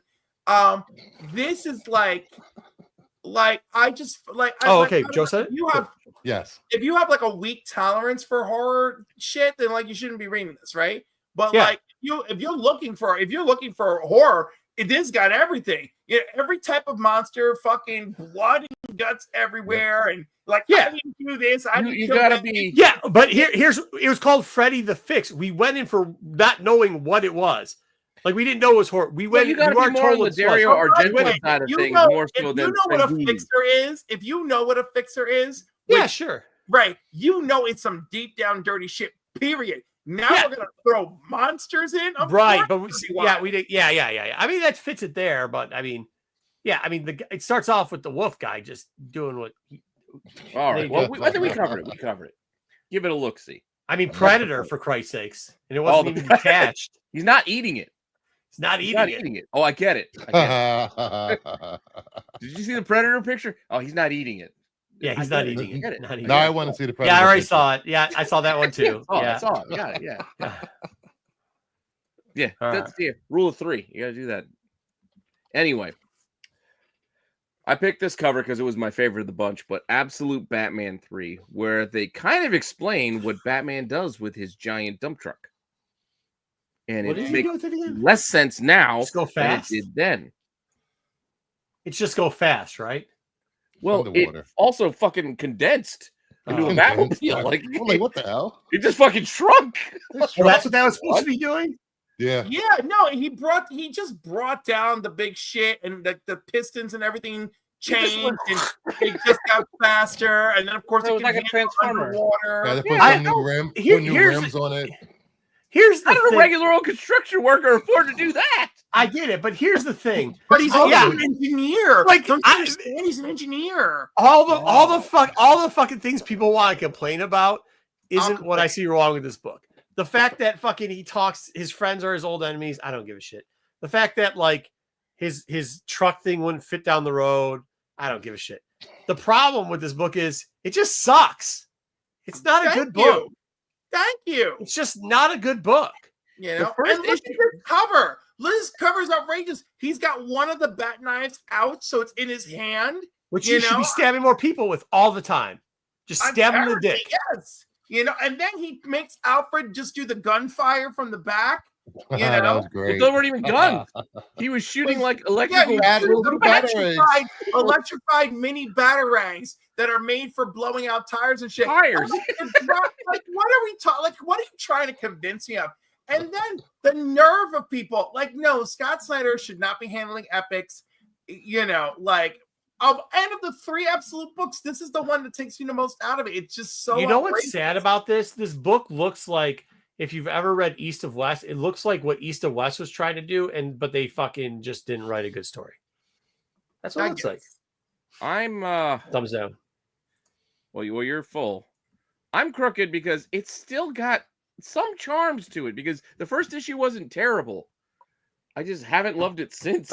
And they haven't won me over. But at the same time, think about it. Nothing has happened. I'd rather not. Nothing has happened from issue 1 to issue 3. He's still driving away from the same fucking thing. Like, and actually, you know what? The concept of what are they called? What's the group called that wears the skulls of the monkey helmets? The Black Mass, the party or the party animal party boys, yeah. Party animal. They actually released what the thing was. Kind of. The 3 parts didn't fucking make sense, but the one where it's like, oh, they collect cash, like kind of like a fucking like a wanted poster type thing in their math. Like that's actually an interesting concept. That's actually an interesting concept. But there's a fucking passing note, and then fuck. Well, then how about not to kind of spoil the issue, but how about his acceptance at the end? Like, that was like, what was he doing? Like, granted, they'll probably backtrack off it. It's just a ploy, but I don't know. I don't know where they're going with this. I don't know. Ultimate Spider-Man 2. All these suck. Ultimate Spider-Man. I just like Ultimate Spider-Man, man. And Ultimate Spider-Man makes way more sense than this. Exactly. Why? Well, anyway, so Marco gave it the full thumbs down. I give it crooked. People having a family, because you're hating on Superman, the Superman family, and now you're mad at that Peter has Mary Jane and kids. No, I just think it's boring. No, I don't.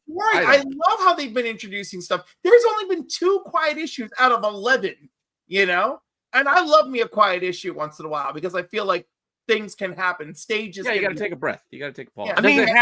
Does it have Spider-Man in it, Cliff? The Ultimate Spider-Man? Yes. So Marco hates it. Yeah, it's garbage, trash. If it had Spider-Man in it, Marco. I'm not a Spider-Man guy. Oh wait. Let me guess. Somebody didn't die that originally died. That was in Spider-Man's life in that book. Oh, let me also guess. Creeper didn't show up in the fucking issue. Yes, Creeper didn't show up. Is that what you need to be a happier person, Marco? Is that the dick you need rubbing your prostate? That's exactly what he needs. The goals in life is to put actual characters people give a fuck about instead of just these. No one gives a fuck. Not people. Hold on. Now Cliff's the guy that came in here running his mouth about, hey, we're just doing the same bullshit over and over again, putting and repeating and whatever. If you like the Creeper, did you enjoy Danger Streets this past year? Danger Street was great. I didn't. Did you read it? I can't lie, I didn't read it. Well, oh my God, you like the Creeper? Read Danger Street. Go read Danger Street. You need to read it. Go get it. Cliff, here's my thing. I like a lot of the off characters that they get to actually, like, you get a new writer on. Dude, you want to talk about off characters? Danger Street. Everyone in Danger Street. Well, I'm telling you, we should have reviewed that Constantine, because that Black Label right now is one of the best reads of DC. Every character in Danger Street appeared in first. How can you read a book that's encapsulated? No, he's not. That's not the book. Bitch. Bitch, you did not. You did not. Yes, he did. Yes, he did, Cliff. You did not. Hold on. Hold on. Make sure the printer prints it out quickly. Let's go. No. All right, next up, Bruce, what do you think of this book while Cliff's digging through his pile of documents? I'm gonna still give this book a chance because I like Batman. So there you go. There. Bam. A crooked thumbs up because I love I love that they're setting up for the eventual heel turn of his friends on him, and I'm all for it. I think they are. If I could watch freaking wrestling, I could enjoy this. All right.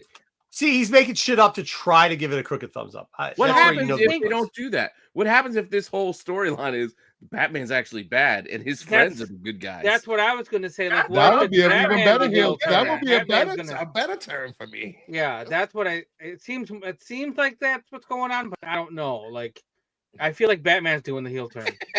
What are we doing here? We're just to show that's not fake. Show that you just didn't print the cover off. All my friends, all of my friends have got this new friend. He's called Joker, and they're all siding with him. What the fuck? Issue 10, Ultimate Joker takes over the book. All right. Absolute Batman 3. Either I like the moment with his mom in the kitchen. I like that a lot. I gotta give it. Really? That I like the moment with the mother in the kitchen. That I thought that was more natural than everything else that took place in the book. That I thought her pep talk about being like, about this is what our family does. This is what your father did. Like I once again reviving a dead character so that she can motivate you to move on with your story. Oh yeah. Oh that's my original God. DC. Dude, you know what? You got to step away from that. Like they did it. Fine. Fuck it. It's over. It's the quality. Oh, and by the way, she's going to get killed too because she just put the pin on herself. Yeah, got it. She probably will. I got it. Oh, couldn't fucking telegraph that fucker any closer. Oh, yeah. Well, bye, Martha.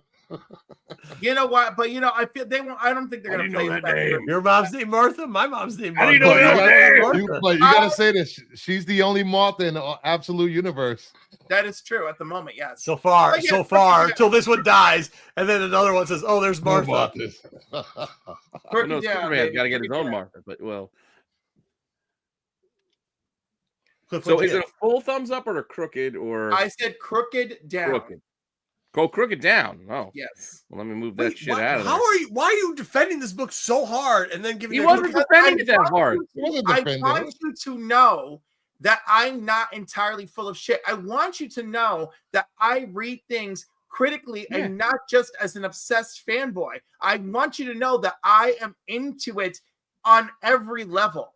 You know, you don't have to prove he was just to speaking to the bits he liked, even though I knew he wasn't on board for this book. All I like is when Batman fucking spears people with his fucking ear swords. So, all right. Well, Dub, what about you? What do you got? So you like violence? I'll remember that. I'll think of you next Christmas. Thank you very much. You'll get I give it a crooked thumbs up because I do want to. I know nothing's happened so far, but I want to know if something happens. It's just they're really dragging their fucking. It's really dragging. It's taking a long time. I want to see if Batman does a heel turn, and that's it. That's what I want to know. Well, I'm adding all these up though. We're still spoiler alert. He's gonna kill somebody. We got to get rid of it. Yeah, probably with a gun too. It's funny. We're saying leave it. You know, people are buying this shit. They're gonna buy it. Oh yeah, fuck yeah. They love the fucking axe that comes out of his fucking chest. The axe is cool. The axe is not cool. Nobody ever said that. Shut the. That's how you know you're full of shit. Oh my God, you're lying, Bruce. I am shocked by you. I used to hold you up as a man of taste. No, let me get my broom. I think very good. I think very good. Oh wait, what? Well, you know what? I'm never. I guess I'm never going to find that out. If you keep defending Axeman. Thank you. I mean, I don't know what you guys are talking about, but thank you for that. World's finest. Oh my God! You know what? Like, what in the fuck? So I enjoyed. Can I start off? Is that okay? Go ahead. Go ahead. I genuinely enjoyed the first half of this book, and then we went from the hard traveling heroes, Green Lantern, Hal Jordan, and Oliver Queen, classic shit. We got this dark Deathstroke look. We got this whole dick tease of him trying to be part of the League of Assassins, and then we get into the Flash story, and that one just sucked. And I was like, what are we even fucking doing here? And then all this feeling, I know you're not the real League of Assassins. What does Hive want with me? You know, to be continued in where you met him in the first place.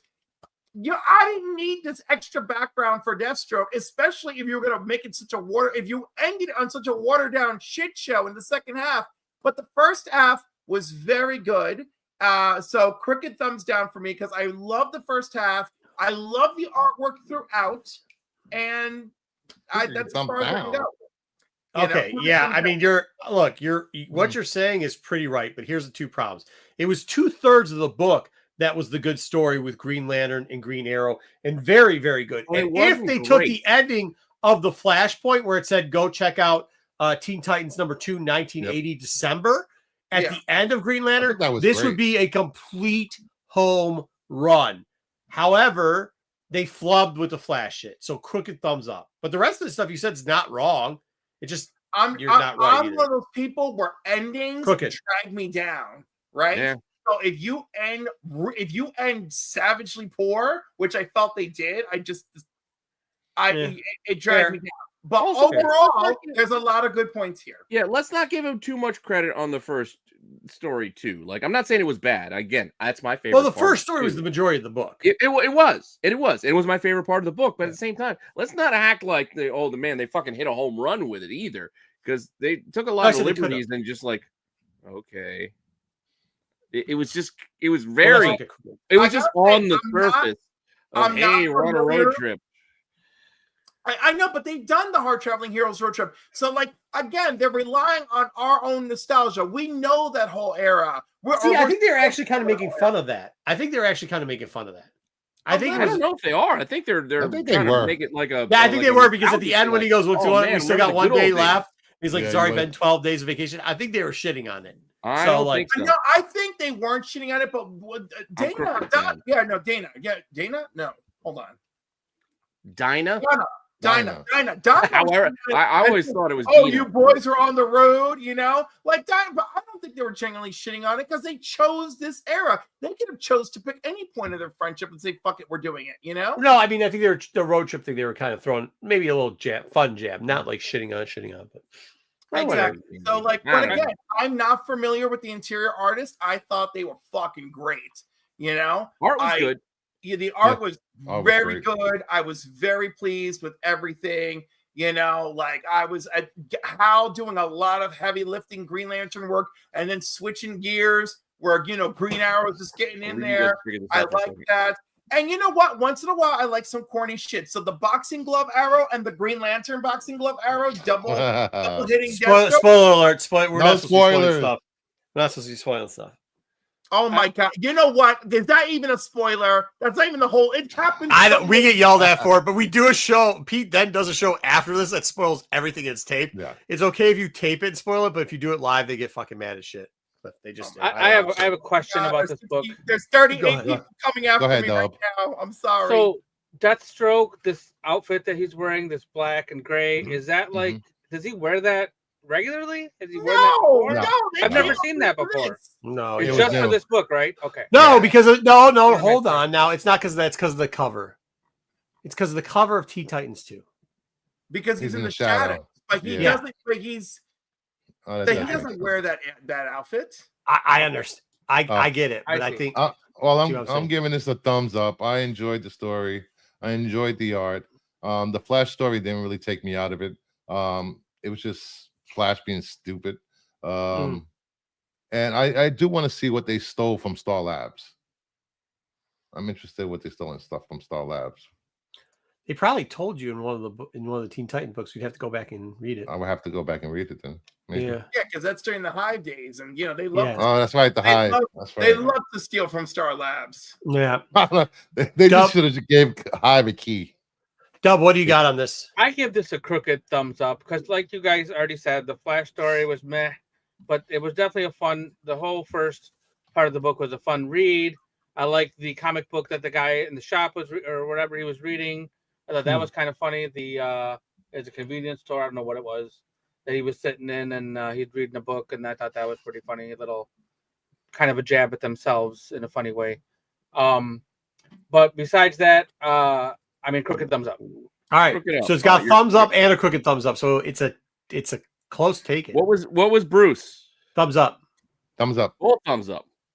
All right, so two crooked downs and a thumb. 1, 2, 3. That works. Take it. That goes to just by the hair of when I was going to take my leak. I heard Cliff saying about like the specialty arrows. I agreed. That part was actually kind of fun. Spoiler alert, Pete. That kind of shit. That part was kind of good, but at the same time, I was still let down by the end. The Flash really ruined this thing. It did. I'm with you. It just Flash ruined it. Down. Next and it shouldn't have. It shouldn't have. No, it shouldn't have. I agree with that. New Gods, number 1. I picked the cover I like best. I like this Orion picture. Yeah. No. No. No. Full on or crooked or I mean, like I know there's gonna be some nitwit in the chat that's like, this is you just don't understand this story. And okay, cool. I'm okay with that. I'm okay with not caring. I'm just okay with that. I'm okay with I'm okay with a new baby born superpower in being what I'm okay. I'm okay. I'm They okay didn't with really it. do I'm just not interested in kind of bring number you 2. like on. I don't know.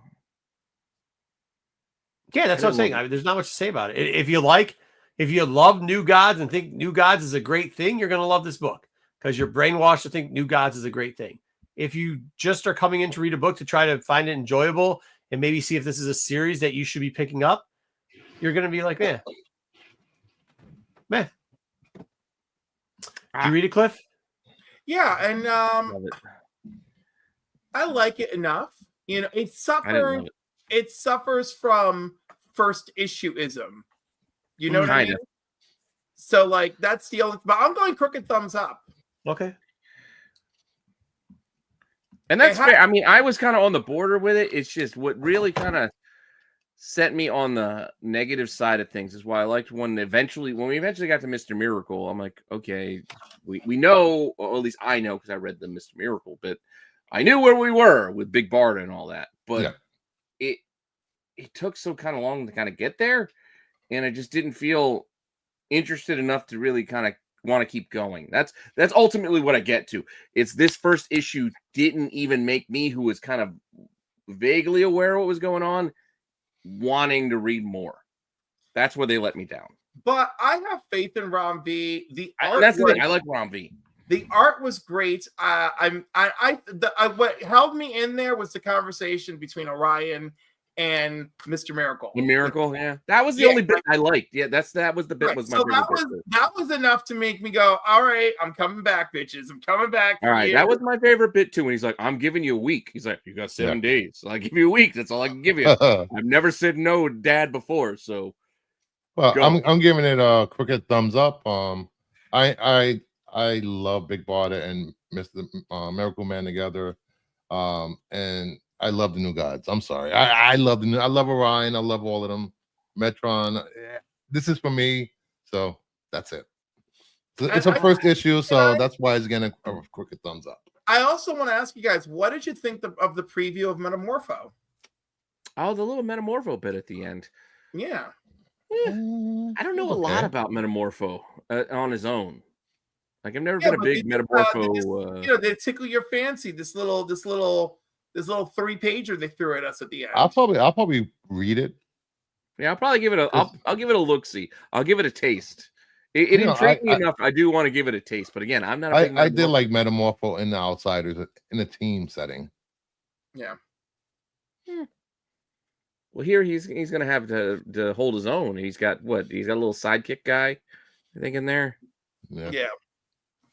But overall, I mean, my expectations were mid, and my expectations were met. So yay. Yeah, well, I think that's why I ended up on the crooked downside is I actually had higher expectations for this because I do like Ram V a lot, and I thought I was going to be brought into like, all right, I'm going to feel more. I've never been a big New Gods fan, but I just never been able to connect to it. Like I get it conceptually, I know like who everybody is, like whose dad is who, and all that stuff. I get that. I just never really connected to it. And I was hoping this would connect me. And it didn't, which is why I had to go the crooked down because I still feel kind of left out. Like I still don't want to know. Apart from the bit between Orion and Mr. Miracle, which was only 3 or 4 pages. I thought the little bit we got with Light Ray, like in the beginning, like also helped like bring us in a little bit to that world. Yeah. But again, it's a first issue. It's really hard. First issues are very difficult unless you just do a jumbo size first issue. My bad, Sarah. My bad. You're not you. I'm just saying. Dub. I was waiting for you, Dub, so you can be our tiebreaker here. I'm sorry, I can't. I didn't read it. Sorry, I didn't. Know what that means? He actually to leave it. No, because Marcus got a full on down. Yeah. To leave it. That's all right. Look, if they here's the one thing I'll say without spoiling it. If the conversation between Orion and Miracles where it stopped, I would have been a little bit more generous with the grading of this book. That's all I'm saying. A lot happened after that. Conversation would have stopped. You would have liked it better. Yeah, they were still like he didn't like that little 7 days later at the end. Yeah, that bullshit. Okay. I mean, I still wouldn't have liked the book, but it wouldn't have been as But I'm bad. sure you love this because here's what we got next. We're going to Marvel now, so you can stop shitting on DC for a while, and we can talk about Marvel and their Conquest 2099 and Spider Side. These are all supposed to be fun, but like the Silver Surfer. Okay, the ending aside with Galactus and our friend Galactus and our friend. Yeah, well, it doesn't matter. You guys showed it in fucking news, so like that. Galactus. No, we only showed Galactus in the. No, I know. I'm not spoiling it. I'm saying like Galactus at the end. That's all I'm saying. I'm not saying anything else. Galactus at the end. I'm like, cool. 2025. Okay, I'm down. Some of the other stuff that happened in this book, I'm like, so did we just have 4 pages and we had to make it fucking 20 pages? Or like this is just some shit. Yeah, I mean, even like the thing that happened with Dracula, like both ends, like the thing and then the other thing, like why? They just threw some shit together because at parts they're like, "Are we friends? I don't know. Are we friends? We're not friends. Let's fight." And then they fight. If you do something, then we're not gonna do something, but I'm gonna do something. If you do something because we had an agreement to do something, like it was like the Spider-Mans in that fucking video where they're doing this shit all the time. I've already seen that 100 fucking times. I don't need to see it 100 more, guys. My son was reading it over my shoulder. He's like, "Who's that?" I'm like, "That's Dracula." He's like, "Dracula?" I'm like, "Yeah, it's Dracula 2099." Is he the good guy or the bad guy? And I'm like, "I think he's the bad guy, but honestly, I'm not sure because this story is kind of crazy." Yeah, you know the ending. Read a little more. I was rooting for Dracula personally. Well, yeah, I was rooting too because I can't say why because it's a spoiler, but there was a reason I was rooting for Dracula, and then yeah,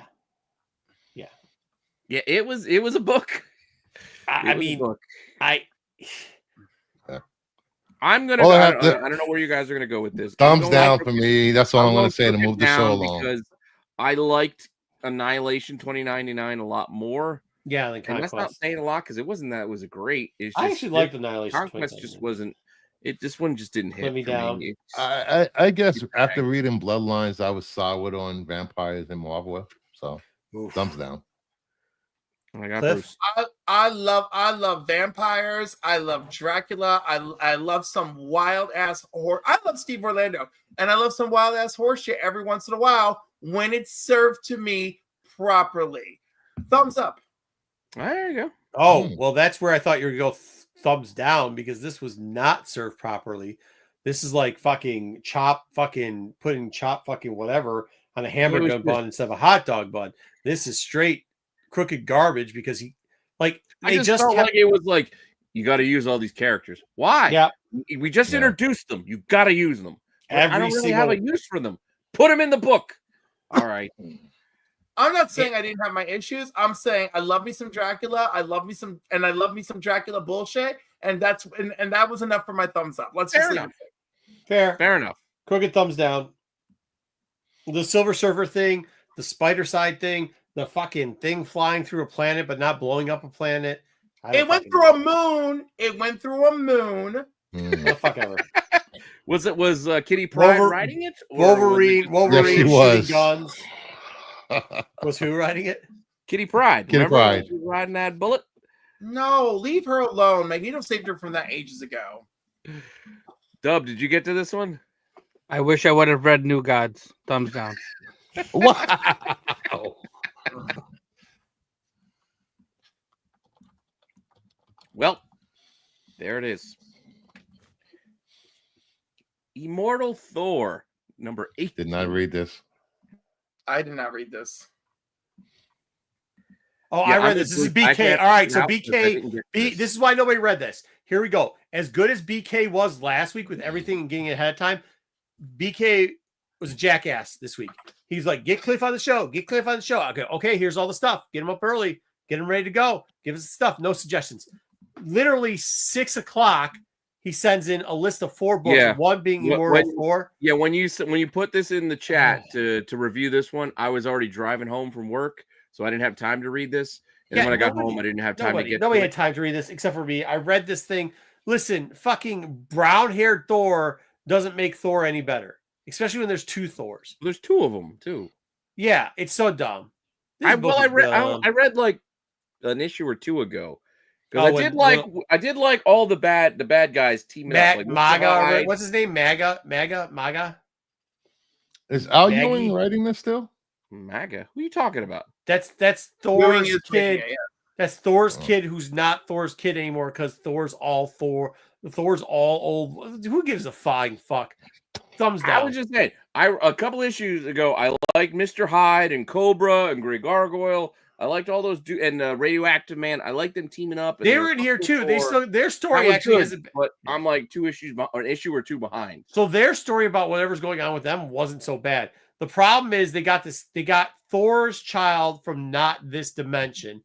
His name's MAGA or something like that, and he's not good. Dog. That's DC. Magna. Magni. MAGNI. Magni. Yeah, that is his name. Magni. Shit, that was like fucking history teacher in high school. Magni.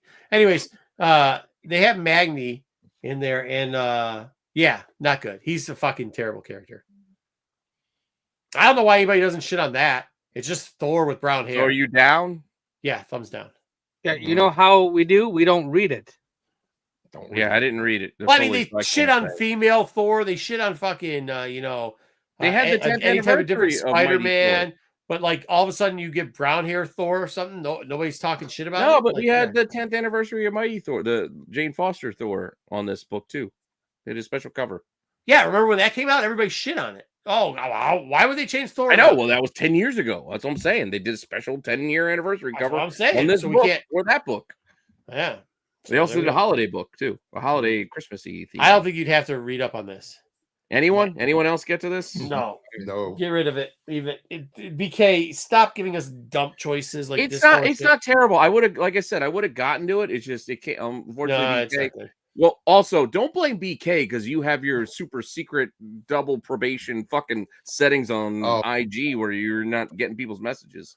Oh, well, I didn't know what I was doing. I mean, I don't use IG. I get you didn't know, but it happened. No, he sent me the stuff at 4. That's on him. I sent him the stuff earlier. Yeah, you definitely failed. He did. He failed this week. Absolute failure. Just wait too, because Cliff has submitted a book for the retro looking too, so we can compare to last week's, compare this week too. Well, I got to run that after we get through first. Daredevil 16. I didn't put the spoiler cover on here. I was going to. Hey, then I figured we don't do spoilers here, so probably shouldn't. And then they didn't really explain the fucking spoiler anyway inside this book, which I was kind of taken aback by. I mean, it happened. We saw the aftermath of it, but we didn't see it. I guess the question always is take it or leave it, because that's the thing. And after reading this, I just it started off where I did actually kind of think like, wow, okay, all right. And then I'm just like, yeah, no. So like even you're saying the spoiler, it took me a second to remember what it was. And I'm still just like, and after it, I'm just like, yeah, that's not, like you said, is that really so crooked thumbs down, maybe? I mean, I know people who collect Daredevil are going to pick this up. I am one of those. I collect Daredevil regardless, so I'm picking this up. But I will say that's an oxymoron. Having gone through this book, especially after the last issue, which did we do the last issue? We did. So, like we had the whole like his brother shit, right? Yeah.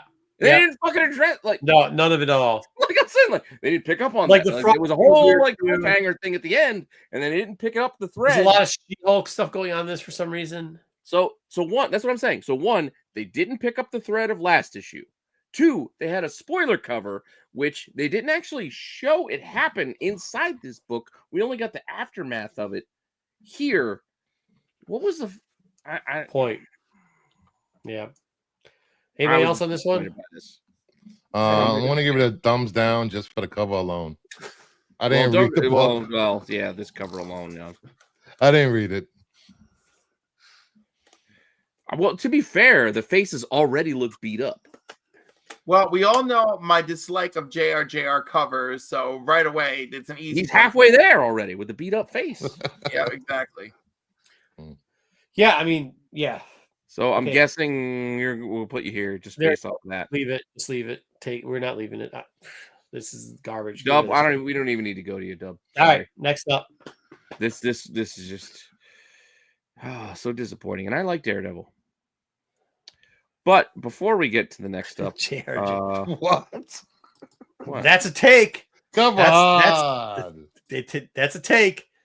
It's not a good one. I respect your opinion. It's just not great. But we're doing this first.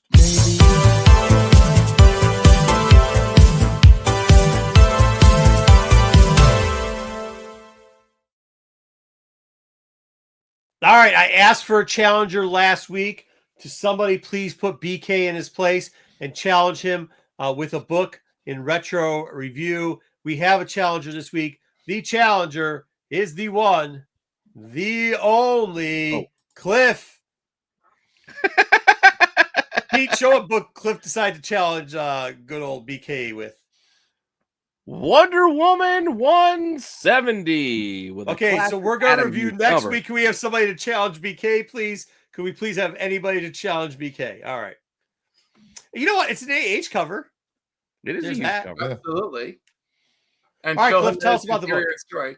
So this issue is a day in the life of Wonder Woman, and it comes to us from Phil Jimenez, and it starts off in the Daily Planet with Perry White explaining to Jimmy Olsen that Lois wanted to do this alone and didn't want his hormonal little ass coming around for the ride. And Perry's very judicious about Lois. He's like it's feminine intuition. It's Lois Lane intuition, and it's like, let her have this. And of course, Lois Lane is in the home of Steve Trevor, and Steve Trevor in this iteration is an older man. He's married to Etta Candy. And she's there, and Wonder Woman's just looking all beautiful in Steve's home like nothing. And Etta isn't even like phased. They're just good friends. Well, Wonder Woman went to the wedding. A little bit. When they were going through the wedding album, she was a little bit, because like Etta's going to look like Etta, and Wonder Woman's going to look like Wonder Woman. Yeah, exactly. But at the same time, like, there's the whole thing of like, there's that thing about Wonder Woman. Like, you would just love to be like this bitch, but you can't because she's Wonder Woman and she's amazing. Right? No, you know what you want out of Wonder Woman is her fighting people and like, hitting stuff with this and bullets popping off of her boobies. But that was not my assignment. That was not my assignment. And if I had known the assignment, then I would have gone a different route. But Margaret just wants to see girl fight. But I ended up putting it in secret, and then I get it. Right. My assignment was like, one of you guys said, I'm not afraid of words. No, right? In this book, you're definitely not afraid of words. Because hold on, the first fucking page, it was a high school senior year. You have to have 3 pages, single space, 600-word. It was essay. There was a lot going on in this book. Going on in this book. On top of, you had Lois's article being like put into it as well. Lois is writing an article. You got all of her thoughts. You got Wonder Woman's. Yeah, there was a lot. I've talked to Phil about this issue many times because the first book of his I ever picked up outside of New X-Men. I picked up a New X-Men book that he had drawn, and then I picked this up. And when I picked this up, I was like, I gotta read fucking Wonder Woman, right? And so Joe Kelly was writing Superman at the time, which was another reason for me to grab this, right? And Phil wrote all of Wonder Woman's lines, and Joe Kelly, who was writing Superman, wrote all of Lois's lines. And I thought that was so cool to find out when I talked to him about it. But this issue says so much about Wonder Woman, right? And that's why it appealed to me as a jumping on book for me. I don't know how I failed. Like, I don't even get, like, how was this? I hope Bruce is reading it right now. How was I supposed to win this? I don't even understand what my I don't know. Well, I'm putting your thumbs up because you picked the books. You're obviously going to give it the full on thumbs up. Oh yeah, but I'm just saying, like, the nature of the challenge, I'm hoping y'all enjoyed it for the reasons that I enjoyed it, right? It truly was a day in life. I hope it like got you interested in Wonder Woman, and I hope it set the tone for like, there's some shit going on out there, isn't there? Like, because immediately the next issue, the next issue, shit starts exploding, you know? Yeah. And like and I got you. I do remember this run, and I'm with you. Like I do remember this book. Yes, Marco, there were a lot of words, but they were there for a reason. I mean, it lets you know that there was a bit more to Wonder Woman than, well, she's just fucking Amazon. Like she had lost her crown. You know, she goes to meet as an ambassador with Lex, and Lex is giving her shit the entire time. You know, I mean, you had that bit. You had the bit where Lois is questioning her, like her motives of her hanging out. Like, my husband's your best friend. He's my best friend. And like, wait, you fucker spent 1,000 years together. Like, there was a lot going on in this issue. A lot of things, a lot of feelings and things going up. It covered a lot of ground.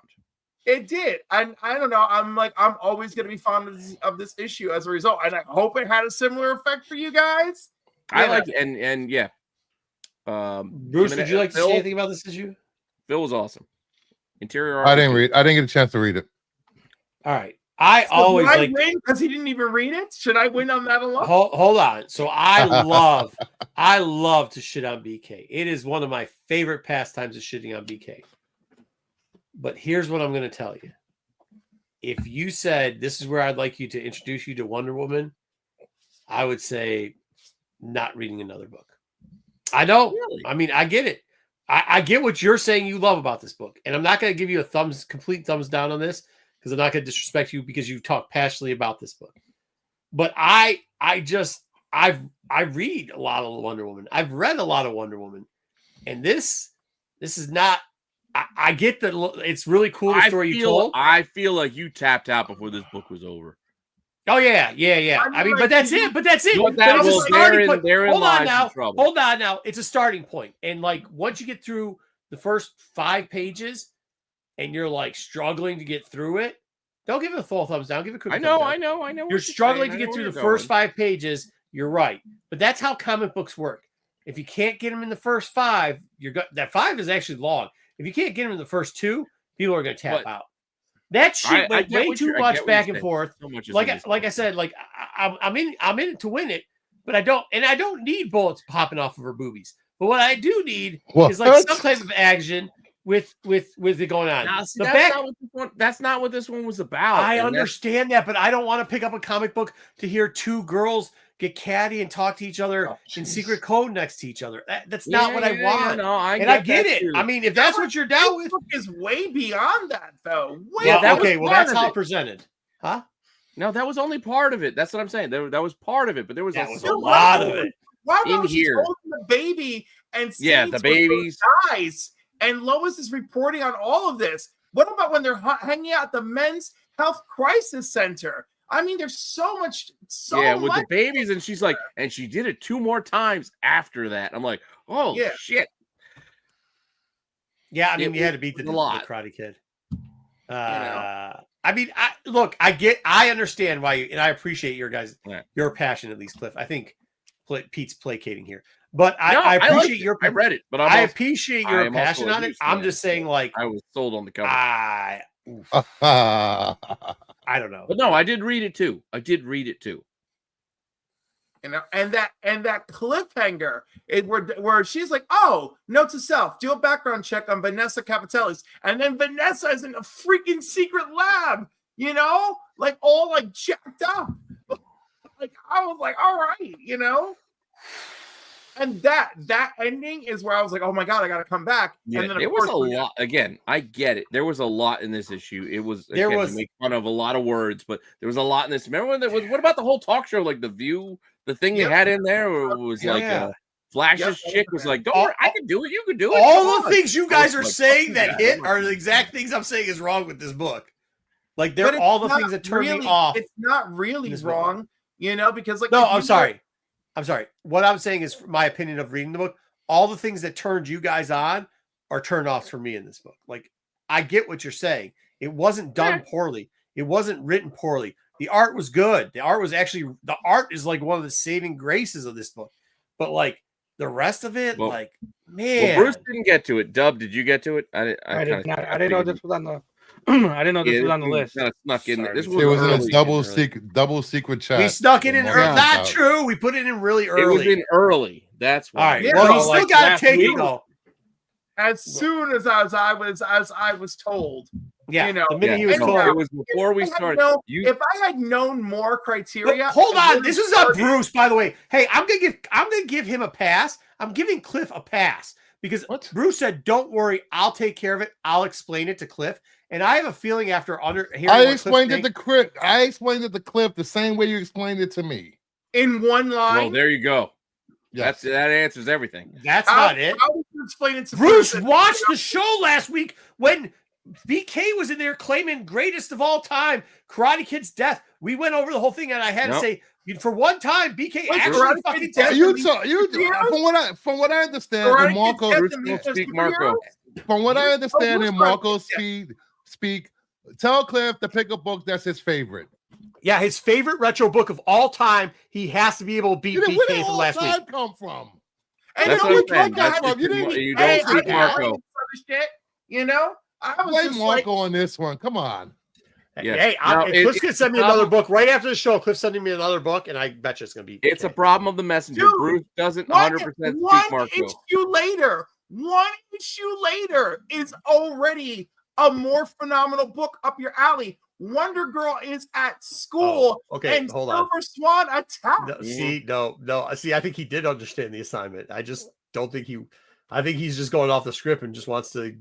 No, he thought you were more. Off the script. No, Cliff just thought you were more. If I had known all this other stuff, I would have done different. I would have gone differently. He thought Marco was more cultured in his repertoire. He wanted bullets bouncing off her boobies. Apparently, he gave you what you wanted.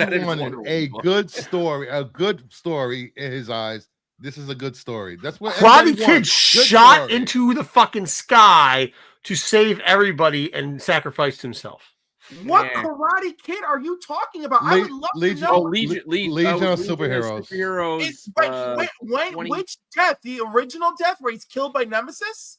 Yes, when he's killed by Nemesis, it was like what 24? Oh, okay. That's fabulous. That's certainly a favorite of mine. Yeah. It was what. Yeah, that's what BK put up for. That's what BK put up. Which actually, hold on, Cliff. We were surprised. Before that, he was suggesting Grangel and like fucking Nemesis Reloaded. Rendell and Nemesis Reloaded. Like bullshit. So the sun shines on a dog's ass every once in a while. It just happened to shine on his ass now. So like, I wouldn't be surprised if somebody actually told BK to put this book up and he didn't pick it himself. Oh, I would agree. I agree with that 100%. I'm just saying, yeah, he probably went and called up an LCS and asked them what their favorite book of all time was.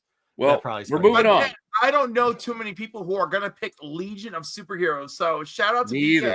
Yeah, coming up with the death. It's a wide. Like that's what I'm saying. He you got to give it to him. Like it was the first retro, and he fucking came with a banger. So, I mean, that was a good banger. Anyhow, so I came with a non-action pack banger, but I still think it's a banger nonetheless. Yeah, as long as you like it. Check it out. I liked it, Cliff. All right. So in a new installment, in a new subsection of our review segment, somebody please beat his ass next week. Ooh, Marvel Rivals came out about a week or so ago. I downloaded it because it's free. I gave it a try. I'm fucking old. This is why books are getting hot because of this game. It was like Overwatch, apparently. Yes. I killed a couple people. I did all right. I picked a couple characters, but dude, I couldn't hang. It's just not really my. I like it, but I will honestly say I'm not going to be going back to it. I'll go back to Dragon Age of Veilguard. That's more your speed. That's my. Is this a mobile game? No. You have to have Xbox 5 I got or it on whatever, my or PS or whatever. PS5, Xbox, and Steam. PC. I don't think it's up for the Switch.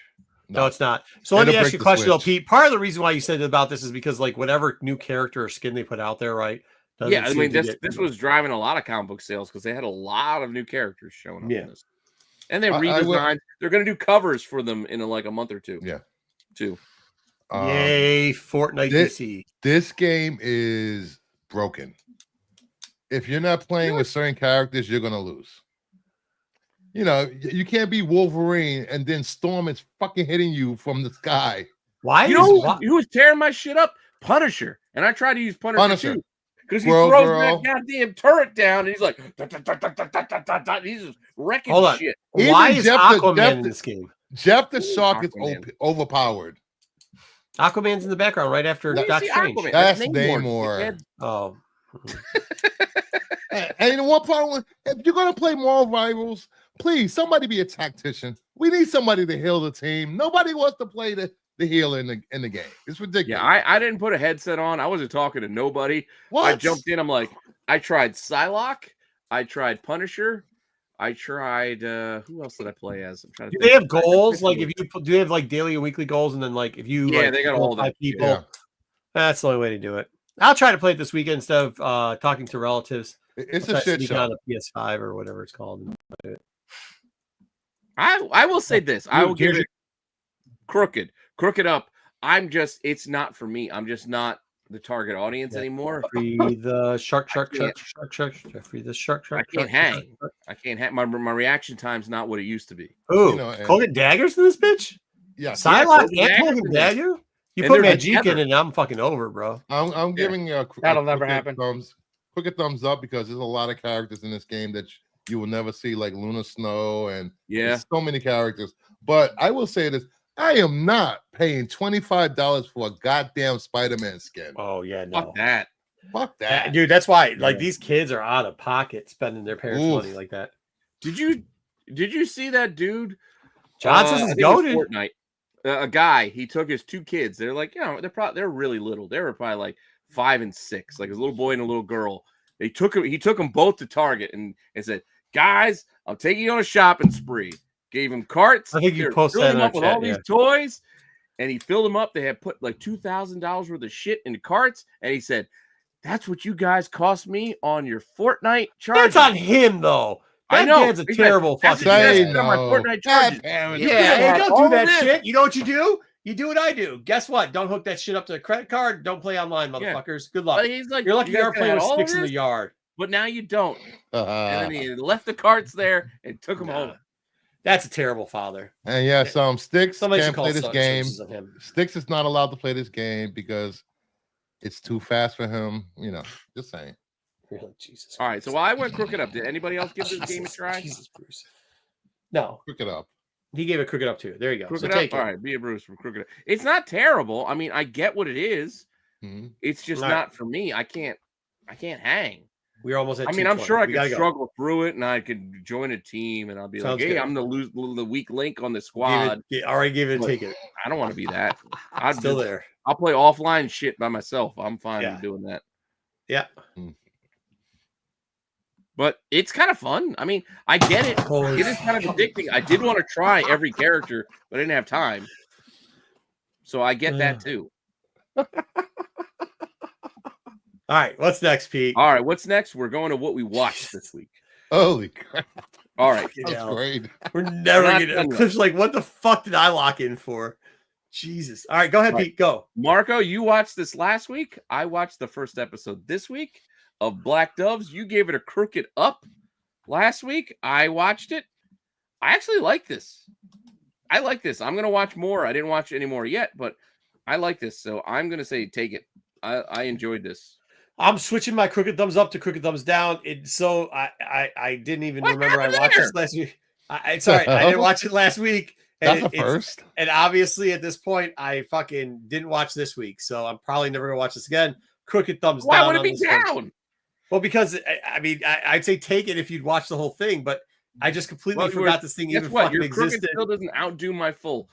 I still was on board with this. It was kind Full of thumbs down. If I can put it in the middle. Anybody It else was an watch this interesting stuff? take. I will say the like the sex scene call was a little disjointing. Not because Oh, yeah. of who it was between. It was just in any case, like that's an awkward moment to be like, if you're, I'll reach you're out to intimate, Comic if Man. you're being intimate and you're like, I got to take this call. And then you go and get the phone. Like that's just awkward. And that just kind of gives you that kind of moment where even you as a watcher, you're like, ooh, that's a that feels I mean, there's uncomfortable. tits in it. That's why Joe likes it. There's nudity. So, like, Yeah, Yeah. Were there's there? wasn't there? I don't know. There's tits. Or a butt crack, maybe? I Well, don't know. they probably show feet. That's why. There was They some definitely butts. show feet. Yeah, There were some then- butts in it. And there Yeah, might have been a Joe's a- penis, Joe too. There was some I likes don't butts. know. Like, Yeah. but I like the show. Like I like the idea that because the All right. reason why I liked it because yes, they were whatever spies or whatever you want to call them. but they weren't like superhero. It wasn't like John Wick. Like, oh my god, they were completely unbeatable. Like whoever they were fighting, it just kind of felt like there was real stakes. You didn't know who was going to win the fight while things were going on. 230. I don't know, but I liked it. Coming soon. Pete reviews movies and shows. New channel. All right, next up. Next up, we are caught up. I went back to Dune, so we're all caught up on Dune. Everyone, good job. They did it again. It's great. Thumbs up. Haven't started. Haven't started yet. Thumbs up. Go watch Dune. No, I haven't. Oh, go watch Dune. Bruce, so you're killing me. Also, thumbs up. Thumbs watch up. Dune. It's just so good. I love it. And I love me the Benny Gesserit, so I'm all in. Yeah, this is a really good episode too. Yeah, this is a good episode. It's really good. It was a good episode, good show. I'm in. They're not. Yeah. If the one complaint people have with the movies is that it was slow, the show is not slow. Like the show's moving. Like things are happening. And like, only the first movie is slow. The second movie is like, all right, we did all our setup. Pop, pop, pop, pop, pop. Yeah. But the show doesn't fuck around. Show is moving forward. Dune's great, man. Keep it up. Keep it up. All right. Creature Commandos, also on HBO Max. We just had the third episode. Yeah, so it's for tonight. I think I'll watch it after this. Tomorrow. We got one tomorrow. I actually like this, man. I've said it earlier. I really enjoy it, man. I think some of the characters, like the GI. You just wanted to see Rick Flag Senior bang that princess right in the bathroom. No, yeah, fuck. I mean that. Of course, the Spank boys are gonna love this because of that. But like, I mean, I'm not sure what Spank boys are loving this for what, but whatever. Huh? I don't know. Oh, dude, there's a sub. I don't know if you know, but in our community, the comic community, there's a subgroup of guys that don't even like read the books or anything. They just look at covers of titty girls and spank off to it. And anytime they can titty shit, they go for it. I was told today by a certain friend of mine that I like this. They are called gooners. What? No, Bruce, that's completely different too. Jesus Christ, don't bring that up here. Oh my God. Why not? No, that's what I was told like half hour ago. No, don't listen to that. No, that's so inappropriate. Everyone forget you heard that. De-brainwash. Thumbs up on Creature Commandos. Yeah, it was really good. Like even the twist with GI, like the GI robot portion in here. Oh, GI robot stuff. Would you like to kill Nazis with me, dude? The point where he goes to that fucking meeting, just brilliant. Oh man, just fucking. I don't think you can say the word. Pete, I think I you're not supposed to say that. I think you're supposed to say. And the thing is, Izzy's how or is it? the How is it that GI Robot didn't say a word the whole time he's with this dude? Doesn't say a fucking word, and then he's at a freaking the Nas. Yeah, the Nas is, and then the Nas just that was great. Well, that was great. Because I hate Nas's too, so it's like so fun. The Bride story was good too. Come on, the Bride backstory. Hello, was Heroes really for Hire Comics Club. Wait, what? Hey, Matt. Heroes for Matt. Hire Comics Club. Hey, Matt. Hey, Matt. Okay, or Matt. All right, Dub, did you get to this? Yeah. So first of all, I would like to clarify yes that the term "gooner" is a fan of the Arsenal Football Club. That's the first term. 100% term used for that Arsenal football. Yeah, if you ever read the book, whatever Goons, it's a good soccer book. It talks about they follow somebody around doing it. Yeah. And then, so we were they made that about Hooligans movie based off of? Yes. We were talking about some of this stuff earlier. So Creature Commandos, this show and this episode makes me nostalgic for a show that I never watched. Like, I love the show, and the cartoon style or the animated style is fantastic. The stories are really good. I don't know anything about these characters. Very little about these characters, and I'm fully vested in everything that happens. Yeah, I know nothing about these characters. Yeah, and I love it. I mean, it's so good. It reminds me of old shows, but yet it's all fresh stories. And did we get? If this is what James Gunn is giving us, it's fine. Right. All of this. I love this show. Where you at, Bruce? I'm going thumbs up because if you haven't read was it Agents of Shade with Frankenstein, you're missing out. You should go back and read. Oh yeah, that's actually such a good series. Yeah. Was it 6 parts? 6, 7, maybe. Something like that. I don't remember how many. What? Okay. Do we get the story yet of the lady that's in the fish tank? Nina? No, not yet. We only got 3 not yet. episodes. No, So- I think next episode. I think Nina next one. Mazursky? Okay, cool. I'm down. And also, episode 4 tomorrow night is going to be a big tie-in to where the DCU is going, apparently. Because it's a Weasel episode. Isn't Thanks, it? Dom. Well, no, it might be It's Weasel. all Anyway. I know people that that got the series early. They didn't tell me what I happened. don't know anybody who got the series early. I just looked at the title of it, and for some reason in my head, I thought it was a Weasel. This next step, the Weasel episode, we're going to find out if James Gunn is going to go too far or not, and we're going to find out. We're going to find out if the Weasel is guilty of what they say he's guilty of. Well, they already kind of said in this one that he wasn't. Mm-hmm. Can we say what he was supposed to be guilty of or no? No, because you don't want. We already said enough things that could get you demonetized. I don't want to add to it. Yeah. Can we reference it somehow? Yeah. Go ahead. Child murders. Oh, ooh. He's eating them. Yeah. Oh, he was doing the thing like the guy in the book that No, Boogeyman. he wasn't doing. He wasn't going that far. No. Well, the boogeyman was eating him, but he's doing something else. Yeah. All right. On that note, let's go to Amazon and check out Secret Level. Wow. I told you to. Oh God, I'm sorry. What? Damn it, Bruce. Jeez. Okay, I only saw 2 of these. I didn't see them because I don't have Amazon Prime. But if you go to YouTube and you bootleg something, and I'm not saying bootleg. I'm not saying I watched or bootlegged any of these. 3 of them, and the weirdest. I still enjoyed the weirdest one, and the weirdest, freakiest one is Pac-Man. It is bonkers, crazy weird. Pac-Man is weird as shit. I actually saw 3. Yeah. I saw the one with the girl where what's his name from Kronos shows up. Mm-hmm. And then I saw Warhammer, I think, but I don't know Warhammer anything about Warhammer. awesome. But then, the D&D one is the first one. I love that one. That was the one that I love. I love the D&D one. I showed it to my son. Mega Man. The Shifu Kung Fu one. It was like episode 2. I also let my son watch that, even though there's a lot of violence. I didn't know what the episodes were because, I'm not saying I bootlegged them, but they didn't really,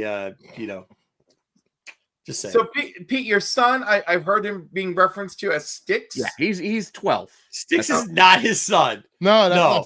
Sticks is an 80-year-old man that's on this channel. Sticks boy, and he's 125. Sticks is, that Sticks from. Oh yeah. No. He's originally from here, and he goes over on Bruce's show. Yes. No, I've seen Sticks before. I'm sorry, I got confused. I'm sorry, Sticks. My bad. All right, so Pete has some random 12-year-old child. Got it. Yep. He wants to be on. I'm like, no, buddy, you don't need to go on my say show. Don't worry about it. But Pete's gonna pause. Got some pause. I'm just saying. Point being, I will tell you. I know JJ in our chat. JJ. I wish Clip was here all the time so we could clip that. Negativity there, JJ. Why are you so negative on this? D&D was cool. Shifu was cool. The Arnold Mega Man was cool. Episode was cool. I really liked the Mega Man one. That came out yesterday was pretty cool. Yeah, Mega Man was cool. I liked it. I have been sick. I fell asleep watching these on Monday. Like I went to a funeral service. I ate lunch. Started watching them. I fell asleep, not because they were boring, because I was sick. I fell asleep during the Unreal Tournament. I don't know if that one's any good, but Warhammer was awesome. I love the Warhammer episode. That one was good. What the hell else did I watch? I didn't watch all. They have an Unreal Tournament episode? Yeah, there's an Unreal Tournament episode. I used to play that. Yeah, hey, listen, I'm not saying bootleg this, but if you can bootleg it, bootleg it. I'm just saying it's got renewed for season 2. If you like Love, Death, and Robots, this will be up your speed. There's no, as far as I'm aware, I was scanning because again, I wanted to show my son some of them. As far as I know, there's no nudity. There's some foul language. There's a lot of violence. A lot of violence. A lot of blood. A lot of spines. That Pac-Man episode was good. Like Cliff mentioned the Pac-Man episode. It was weird as shit. And it's kind of a fun take on Pac-Man. But I don't know. Thumbs up. I get a thumbs up. I liked it. As long as you'll pay for it, thumbs up. I mean, you should pay for everything. I'm happy to pay for it. This was good. I liked it. Anyone else want to put on Cliff? I'm giving the thumbs up. From what you've seen. Bruce. From what you've seen, I've watched quite a bit. I think so yeah. I haven't seen a single episode, so. All right, Dub. You see anything? I have not seen this yet. All right. Well, I'm telling you both. I wouldn't waste your time. Check it out. The animation is top notch. The animation is fantastic. Oh yeah, the animation is amazing. It's amazing. Amazing. It's a lot of fun stuff. You pick which ones next? you like. Check them out. All right, we're almost through this. We've got the Simpsons special was thrown at me last minute, but I did watch it. Yeah, it was thrown at me last minute when it popped up because I was watching something else last night. It was on Disney Plus, apparently. Yeah, I don't know if it was I on haven't Fox, watched. like I haven't watched The Simpsons since like the Simpsons movie. Me either. And I forgot how funny The Simpsons could be. It's sad, but I really forgot how fun. And plus, too, I used to coach with a guy named Stu, and all the kids would call him Disco Stu, and I had no clue what the fuck they're talking about, and now I do. Stu. Disco Stu. All right. But yeah, dude, I thought this was. I was like, especially when they kept going, I was like, oh, you should have stopped it at like 30-minute mark. But then when they finished it up in the last 10 minutes, I was like, wow, dude, like, holy shit, it's not only funny, it's actually like a pointed story too, which I was like, okay. Yeah, cool, a lot happened in this episode. Thumbs up, man. Watch this thing. It's weird. It's not for everybody. I'm just gonna tell you. I mean, it's not for everybody. It's the Simpsons. Just without spoiling things, I will tell you. Homer's convinced he's Santa. Ralph Wiggum is an elf. Ned Flanders loses his. He turns himself into elf. Yeah, Ned Flanders loses his religion and his boy. Like, it's a crazy episode. A lot of things. And somebody receives an Applebee's gift card. What? Yeah, dude, it's fucking great. It was good. Like across the board. There's a lot of dudes missing from it. Like, we don't see a lot of characters, but the brief Mo situation too. Oh, Mo. Like the thing you see on the cover, that shit was fucking hilarious. I fucking laughed, rewound it, and then left again. Oh, because I wanted to see who was driving. Yeah. All right.